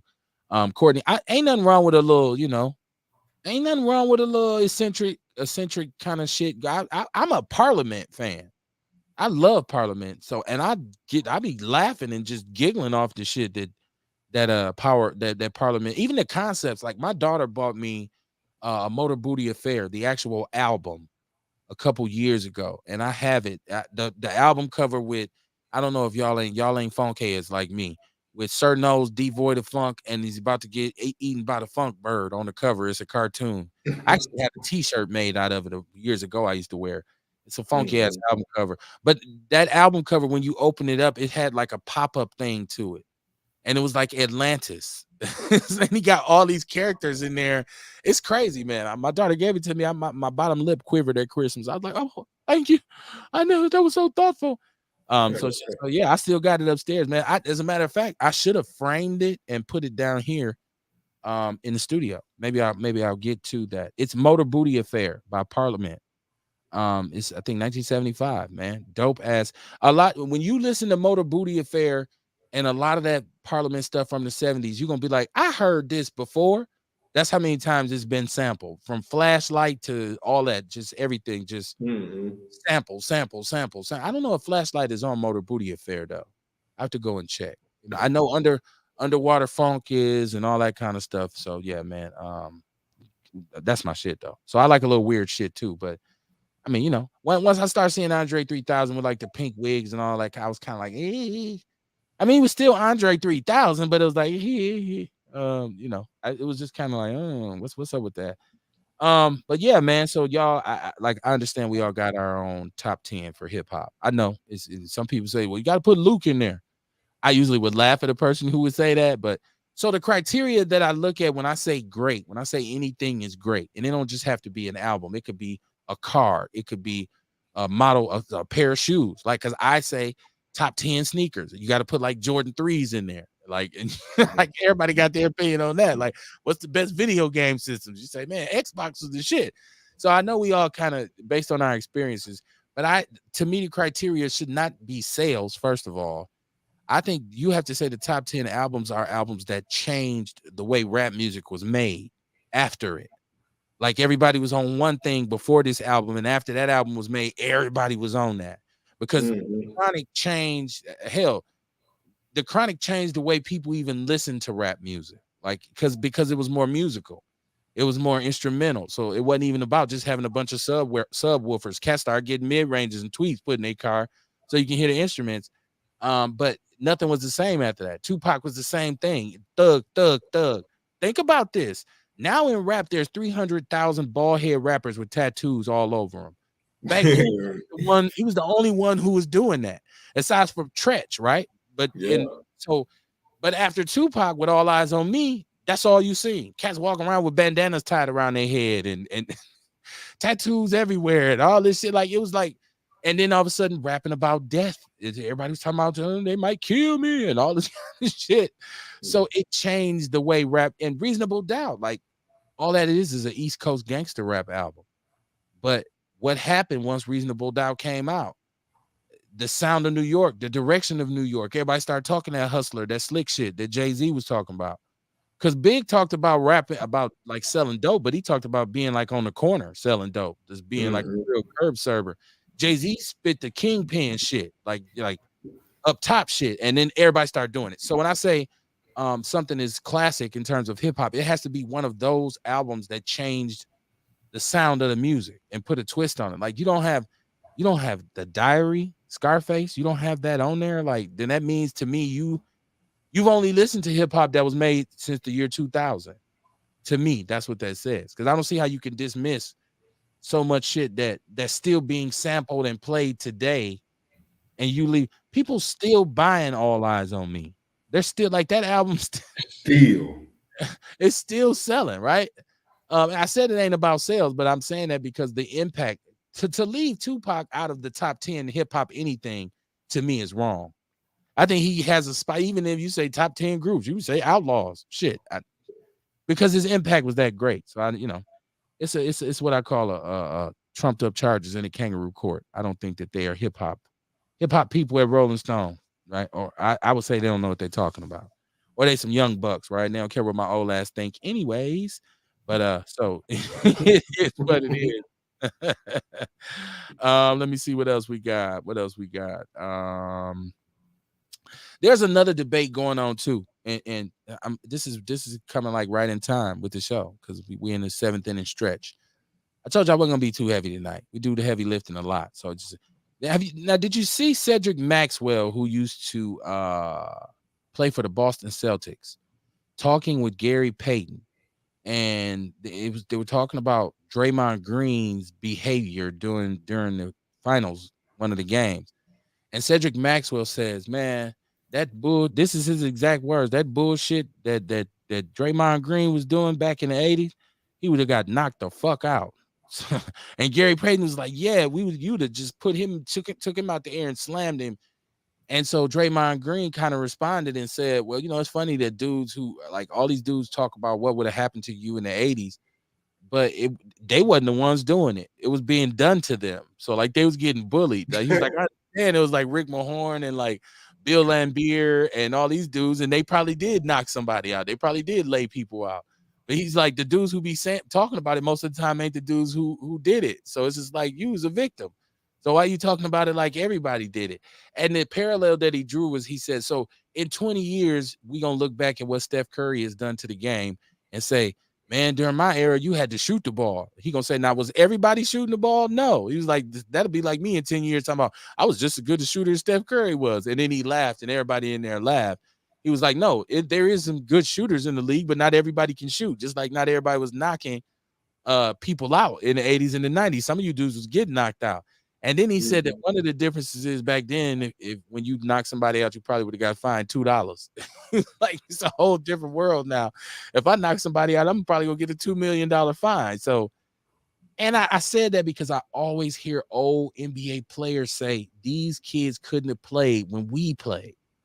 Like, he couldn't play when we, and I'm like, dude, these kids are way more athletic than this league got way more athletes than the NBA has ever had right now. And certainly not back in them days, right? Like, so I beg to differ that these kids wouldn't have been able to play. I'm like, these kids would have probably been I think it ridiculous. would. I think it was a lot rougher. That's about it. Right. It was, You obviously, know what I mean? right? Like the rules were a lot looser. Yeah, but they still got fined. They still got suspended. Obviously, I mean, they Oh wasn't yeah, making. definitely. I'm just saying the rules were a lot looser as far as the fouls they called Yeah, and shit. Like, I mean, I don't think you can hand check no more and shit. right. You know what I mean? It's just I think that's what they mean by little small stuff like that with the rules. Like, okay, you could do this stuff back then, so you wouldn't have been able to do this other shit. Or you know what I mean? I don't know. I kind of get what they talking about. You know what I'm saying? I see it both ways. Is it not a better game to watch now, though? I mean, would you rather see what you see now, where cats is going for 50 and 60 points and jumping from the top of the key, dunking the ball, and you got all these ridiculous athletes, or would you rather see some big 7-footers plodding around, elbowing each other? Like, which one? Like, which one would I? And I'm asking for all the NBA people out there. Which one would y'all rather see? Would you rather see upbeat basketball with high scores, where people are just going at it, with a bunch of crazy, phenomenal athletes?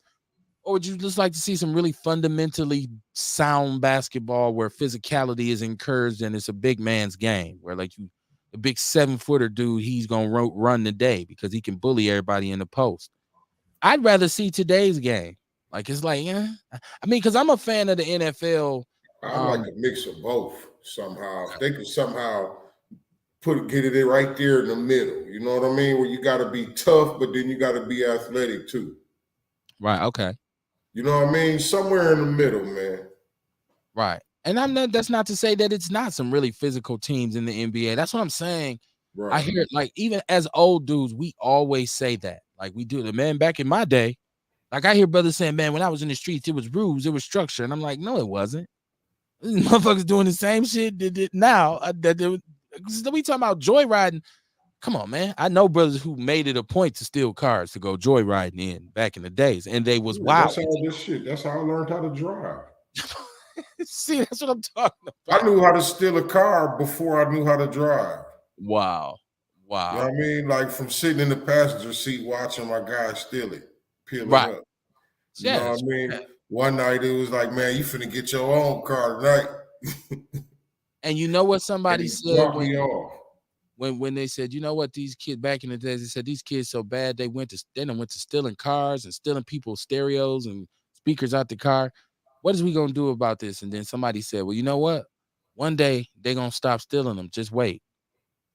And now what are they doing? What are they doing? They still stealing the goddamn cars, right? Like they Yeah, still joyride, boy. right? We just got a new name for it. Now it's the Kia Boys. Now, and you know what? I realized too, we are the architects of this madness.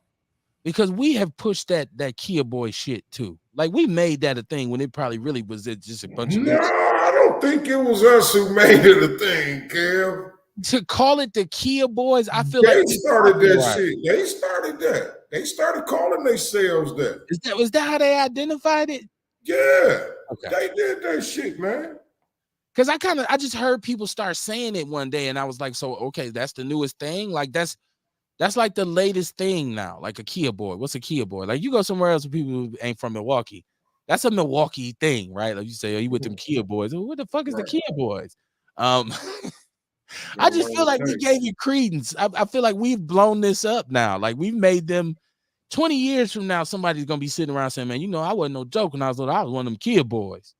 Like that shit's cool. Or like it was like some legendary band of merry outlaws or something. Yeah, they did. They started that shit, man. Man, Okay. you know, I posted that video, right? Right. Some chick commented she was mad. You know what I mean? She told me it's a shame that I would post this video. You know what I mean? I said, yeah, it would be a shame if I was posting it to glorify it. You know what I'm saying? But it's not a post to glorify it. But she was pissed, man. And I just wound up telling her, man, look here, you're entitled to your perception completely. Have a great day. You know what I'm saying? Right. God, dog, like, man, you know what I mean? Like, okay, perspective is everything. You know what I'm saying? Okay, her perspective on it was that I was posting it like, look, this what Milwaukee doing. Look at the Kia Boys. Look at the kid, but it wasn't that. On some You know what I celebrate. mean? Okay, if you listen to it, if they listen to it, you see how stupid this shit sound. You see how stupid it look. You know what I mean? It's like, okay, hopefully one of these brothers or some of them will take a look in the mirror when they watch this shit. Yeah, I'll post that.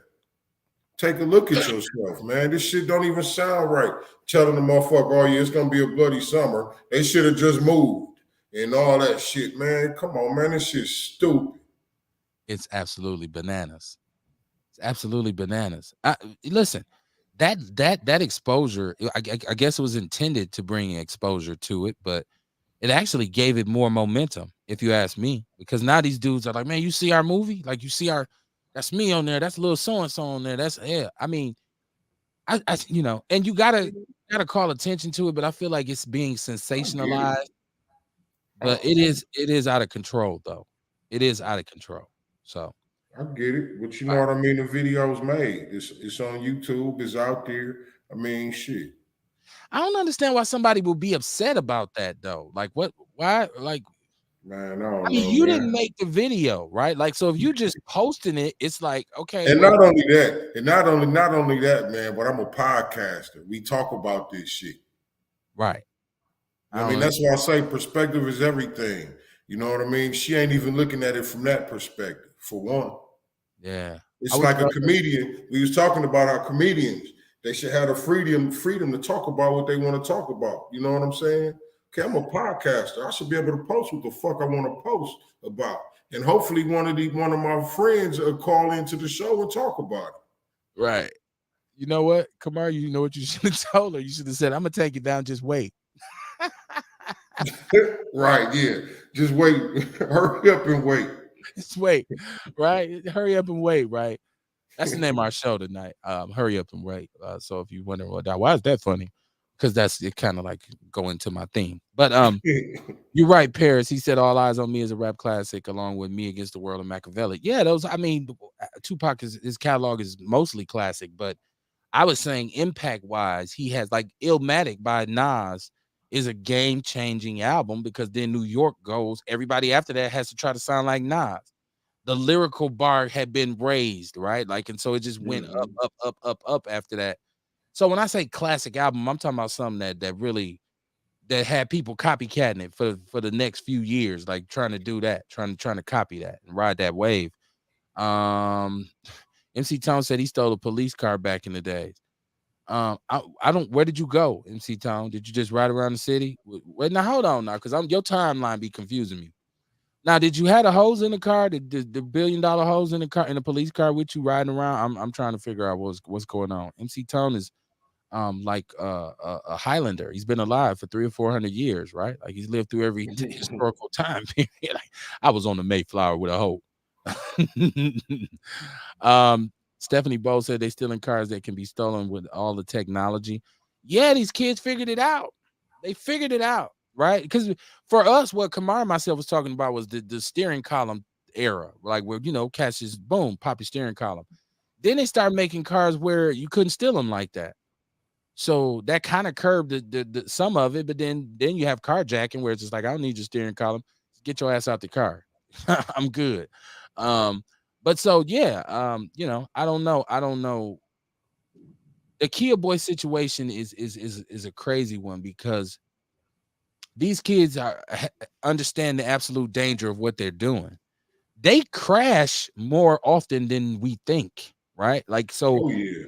a lot of times when you riding around and you see a car somewhere just bent and smashed, it's probably some cats who had stolen it and was just riding around. I mean, now they put up more videos of them trying to stunt and trying to smash, and they lose control and smack something. They don't even care. They ain't even saying, man, I don't want to break my neck. I don't want to, I mean, they have these accidents where people die, and these young people are still doing it, right? And so and once again, we go to talking about driver's ed because Mayor Johnson said put driver's ed back in NPS and make it mandatory, and they want the insurance companies to pay for it. But NPS has a $2 billion budget. Why don't they pay for the shit? Like, and they said, well, that's why they took it out anyways, because it was well, in the situation that we have now, obviously something needs to be done. So why wouldn't they add, driver's ed and pay for it? Like, that don't even make sense. You got $2 billion and you don't have driver's ed. You Right. barely have shop. You have But schools that don't have. it's sad, man, because that's something that we need right now. We talking about issues with the way people driving on the streets, and a lot of the time, it ain't even always the people that's stealing cars that's driving crazy. Well, they are driving crazy, but I mean, it's young people with license that just don't know the rules of the street, Right. too. You know what I mean? That's out here. They don't even know that they driving wrong or doing wrong shit.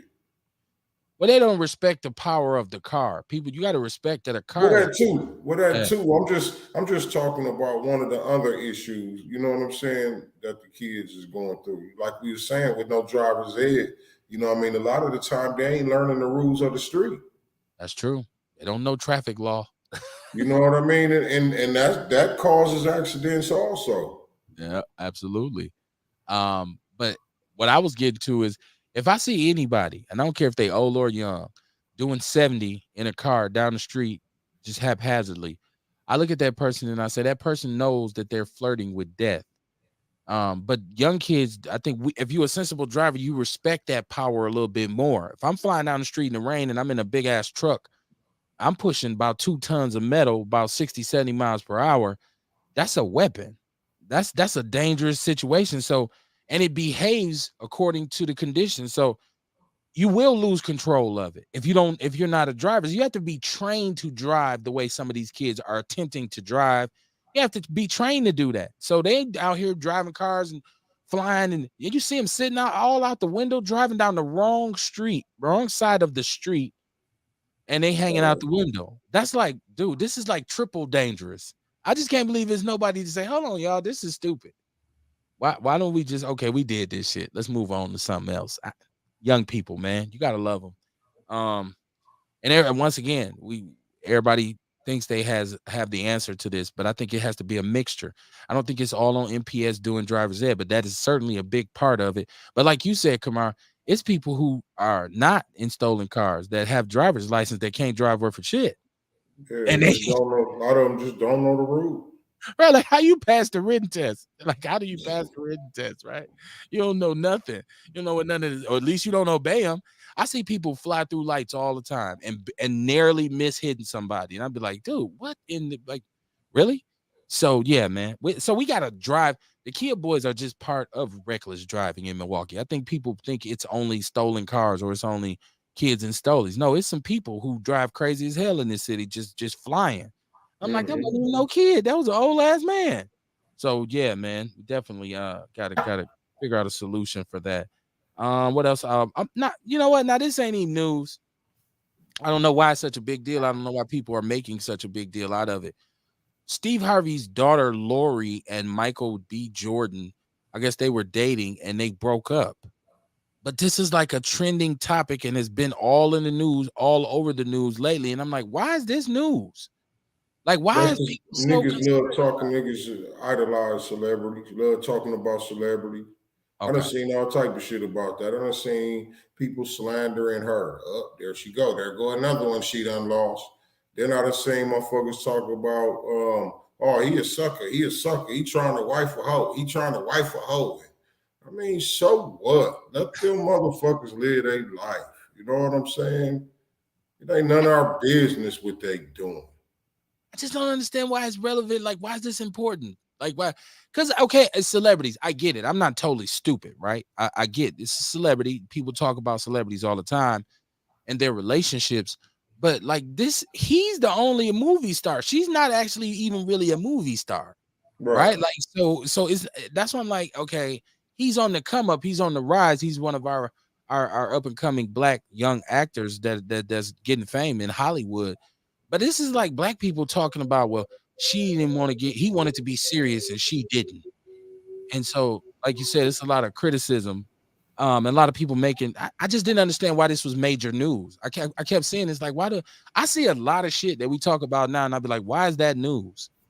Like Mhm. whenever somebody say, Kev, they doing distractions and all that, I'm kind of like, yeah, well, okay. But I don't understand why we would take debate. Like, why is that news? So, and some people might say, well, y'all talked about Monique and DL Hewley last week. Well, why was that news? Well, I feel like that was news because once again, here's a public kind of feud between two black people who are icons in their industry and have this kind of this disrespect of black men and this assumption that black men treat black women a certain way. Because and Monique was pushing that line about this is about me being a black woman and all this kind of stuff. So it's like that's why I thought that was news and that was celebrity I related. feel like that's I feel like that's different also. You know what I mean? Because you talking about what we talking. It's a lot of shit you talk about. You talk about how black people handle conflict. You know what I mean? You talk about how black women talk to black men or black men treat black women, how black women are being treated like as far as not getting paid equally, you know what I mean, with different stuff. So it's a lot more to talk about versus talking about somebody's personal life relationship. Somebody Okay. just broke up. Them two people hurt right now. And you motherfuckers trending them across the motherfucking internet and shit. Are they hurt? I don't. I'm They not up on. should be. I feel like we should take it as though they are. Okay. And people saying, well, he was a punk, he was a square, and he was like super nice to her, and he was in love with her.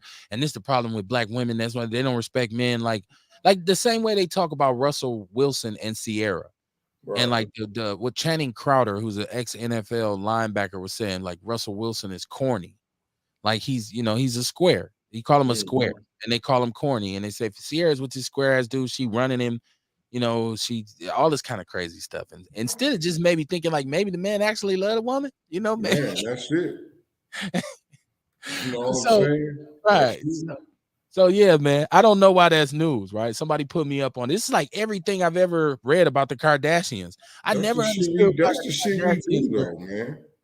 I never understood why the Kardashians were I still don't get it. I don't understand why they're so these are people who are famous for being famous, not because they have any kind of individual talent, but they just built this billion-dollar empire off them just being regular people, right? Like we will, and so they got TV cameras following us.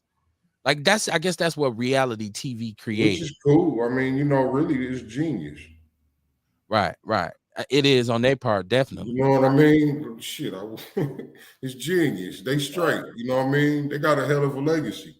Man, and a whole lot of money. And a whole hell of a lot of money. Um, Hmm. but they back to dating white dudes now. So they once again They are the latest to abandon black people, right? Like they back to dating white boys now. MC Tone said, no, that's when he said he stole a police car and took it to the chop shop. That had to be a hot ass chop shop that would take a police car and I like was a god damn. motherfucking firecracker. He said they steal cars to floss. We stole them for the money. All the cars that I did, and it was very limited because eventually my father bought me a car. So like my car theft career was very, very short. But we didn't steal them for money. We just stole them just to be in them, just to be driving around going crazy, doing 70 down the alley and shit like that. And so shit hasn't changed that much. It's just a different name to it now because nobody call us like the steering column boys or nothing like that, right? We just say you're gonna pull a car, right? Car thief is what they call them. Um, a car thief, right? You ain't no pimp, he's a car thief. Um, MC Tone said One women love you bad probably boys. hot as a firecracker. Rest haven for hoes. He said that line with some conviction. Rest Yeah, haven for use hoes. a rest haven. Right. So yeah, I don't know. I don't know why the Lori Harvey thing is so that's stupid. Um, but I guess entertainment has its place, right? And so you gotta and that's been a long going story with Hollywood. Is like who are they dating, who they with? Then they give people couple names and shit like Brenny and shit, like Brenda and Benny, and now they're Mm. Brenny, Jayonce, and all. I don't do the idol worship of celebrities like that. I don't watch award shows. Like if I pay to see your movie or if I buy your album, that's pretty much all you getting from me. I'm not gonna be like giving you trophies and shit and all that, just pumping your head up more. MC Tone is a nutty buddy. He said he stole his own car one time. That's that crack shit right there. That's that crack Hey, ass. did you ever get it back? He took his own car to the chop shop, did Did call you it ever insurance. get it back? That's what I want to know. That's a lick, man. He take it to the chop shop and then call the insurance and say it was stolen. Right? Double up, right? Yeah, man. Outlaw Radio, man. Hurry up and wait. I hope y'all understand, man, that we've been waiting for a very long time. I'm not at this point, I'm not quite sure what we're waiting on. I don't know if this is a day or this is an event that's coming up where we'll know and we'll get a sign. Like it's like a bat signal. There'll be a sign in the sky and we say, "Oh, this today. It's finally here. We done waited. It's time to go." I don't Mm. know where because I don't see the mechanisms being put into place that would build up momentum for a point like that, right? Like so, hurry up and wait is what we're told, and we've gotten involved in telling ourselves that. Like, just wait. No, they'll do it. Just wait. They'll get it done. I've been in the last shit. I'm getting old, so I've seen about 4 or 5 different president, and more than that. Shit, I'm really old. I've seen a bunch of presidential regimes come through. A lot of political regimes come through, and we're gonna do this, and you say when you gonna do it, and they say just wait, and then it's never done, and then it be somebody else in office. Hey, And so, you old know, Biden told Q, just wait till he get in office. right. We'll holler at you then. Just Right, wait. right. Just wait. Cuba. So then when Trump said, "No, I'll talk to you right now," we said, "Cuba sellout."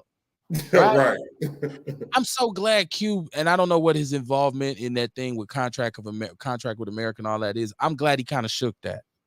I'm glad he kind of said, "You know what? Fuck this shit. I'm about to go make a movie or something. Go make an album, Yeah, man." well, I mean, he saw how black people took to him. Right, right, You know what I mean? Like, don't y'all villainizing me for looking out for y'all black asses.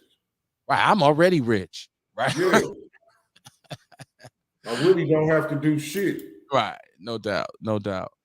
Yeah, man. What you got coming up this weekend?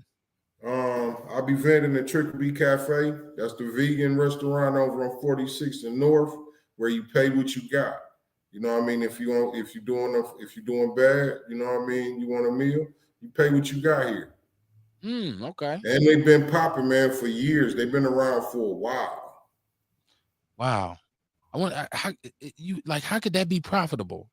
Like, Well, I mean, they got people who donate food, you know what I mean? Donate food, donate money. They do a lot of different fundraisers. Do sell different stuff. So, you know what I mean? They make it work. so this is like a store, not I'm thinking my dumb ass thinking about a It's a restaurant. restaurant. Oh, Yeah, it's it's a a restaurant. restaurant. Yeah. Oh, okay. Yeah, like I said, they got people, different farmers, different people who donate vegetables and foods, and then they got a few different chefs who put the meals together Okay. and Okay. sell it. That's dope. That's dope. Yeah, it's real dope, man. Shit. Okay. So support this brother, man. Shout out to Rail and And Courtney. I'll be vending there Saturday. I'm sorry, Saturday from 10 to 2 or 10 to 3. Okay. Just be there by 2. If you plan on coming, just be there by 2. And right on the corner of 46th and North. 46 and North. All right. All right. All right. Support the brother, man. Go get you some Vitality. Are you gonna do that if somebody said, well, I got like $1. Let me get a tea. Man, listen, man, I always work with people. Okay. It's a whole bunch of people out here in these streets who tell you I work with them. I ain't funny like that. That's what's What we say, Kevin, we ain't trying to knock the stuffing out your egg McMuffin. You know what I'm saying? I want my people to be healthy. You know what I'm saying? MC Tone said him and his hoes will be there. Hey, man. Hey, hoes got to eat too. MC Tone, you got to bring your crazy ass back on the show, man. That dude is a wild character, man. Shout out to Rel and Courtney. Courtney was in the chat room. She said she had intended on jumping down. We know when we know you'll get back with us, Courtney, when you got time. And I know Rel will be back with us as well. Hope everything's okay. Hope he's feeling okay. I know Rel be out in that garden, so he said his allergies be bothering him sometimes. So but grab his books, man. And grab some of Kamar's products. Ernest Walker said, I think Cube came out with his plan late. A lot of black people felt like he was trying to get Trump orange ass back in office. I was personally sick of seeing Trump. Yeah, me too. I've discussed on the show about how I really voted for Biden just because I was just tired of Trump, right? Like, and I didn't vote when Trump ran against Hillary. And so people said, if you didn't vote, it's your fault. It's your fault. I said, no, this time I'm gonna make sure I vote against his ass because I'm just like you, Ewok. I just got to the point where I was like, enough, man. I like it. Like 4 years straight, a dude just absolutely like you could tune in daily. He was saying something dumb, Yeah, just man, that shit was great, man. Like, how often could you wake up in the morning and expect to hear some dumb shit coming from the president? consistent You dumb can shit. expect it, Right, nigga. right, Like Jesus, right. expect Right, right. So, it. oh my goodness, just craziness. And once again, I think right now we are seeing some of the remnants of the white supremacist kind of ideology that he believed in it, man. He wouldn't. You got to think that this dude wouldn't even say it. Like he wouldn't even. What was the controversy when he wouldn't even acknowledge that it was a such thing as white supremacy and this kind of thing. Hmm. Like so, it was entirely in his wheelhouse to support that movement. And when I look at what they did when they stormed the Capitol like little cockroaches and the rise of these militia groups and all this kind of shit. I think this is all as a result of Trumpism. I'm not blaming Trump for all of the shit, but I'm saying I think he kind of championed a certain kind of perspective for white people, and it's still prevalent. It's still around.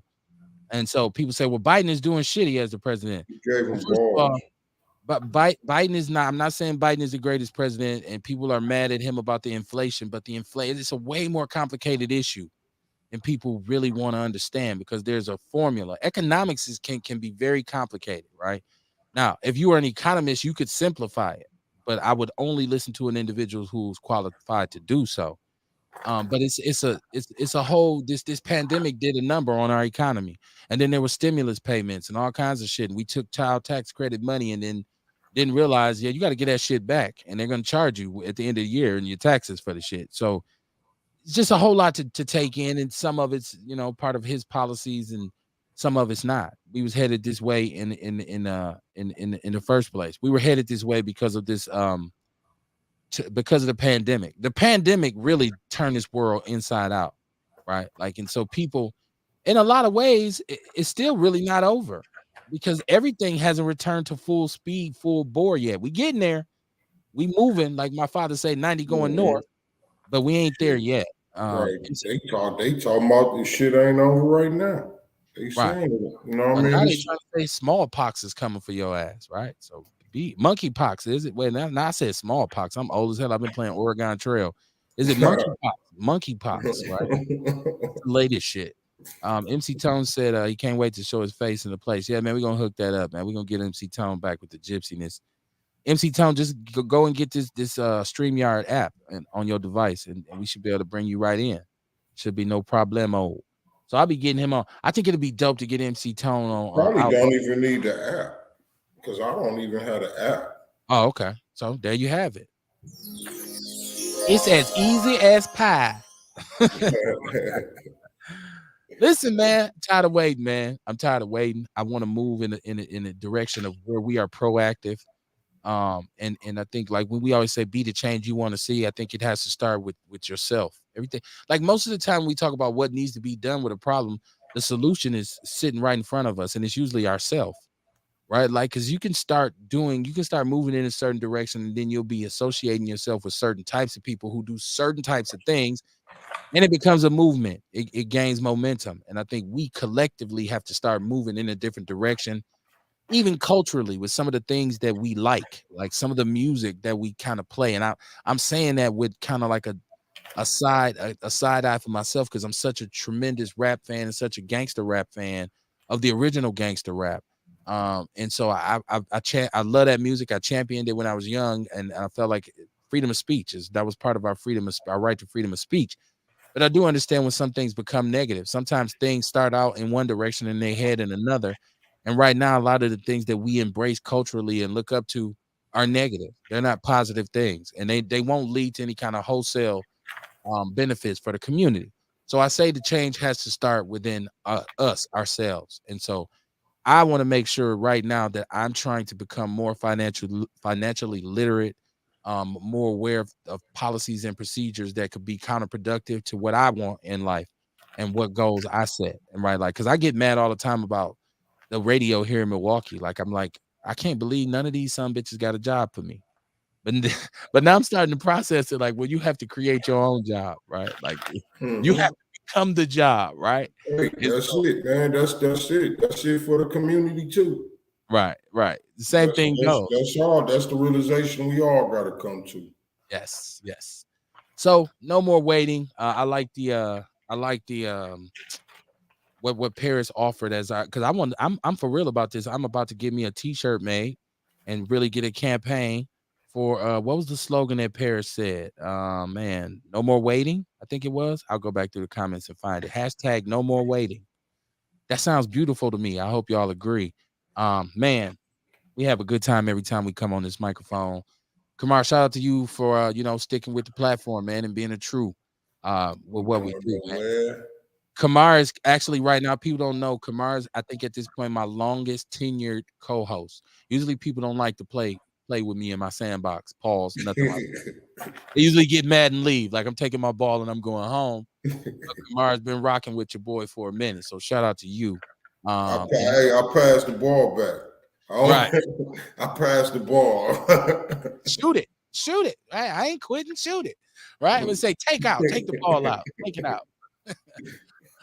But yeah, man. So shout out to you, man. And that's why I want to build on what we do in terms of getting sponsors and people like that. And um so that I can build on how beneficial it is to be on Outlaw Radio. So I can't wait till the day where I can hand Kamar a check and say, hey, bro, this is for this with the show. And I realize now I probably got more power over making that happen than I give myself credit for.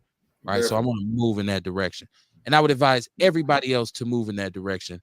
Pursue your passion, man. Be focused, man. And don't let somebody explain to you why you shouldn't do what it is that you want to do or pursue. Like a lot of people say, I want to be this. And somebody say, man, you can't be that. Or I want to build this, man. You can't build that. People ain't gonna buy that. Nobody ain't gonna listen to that.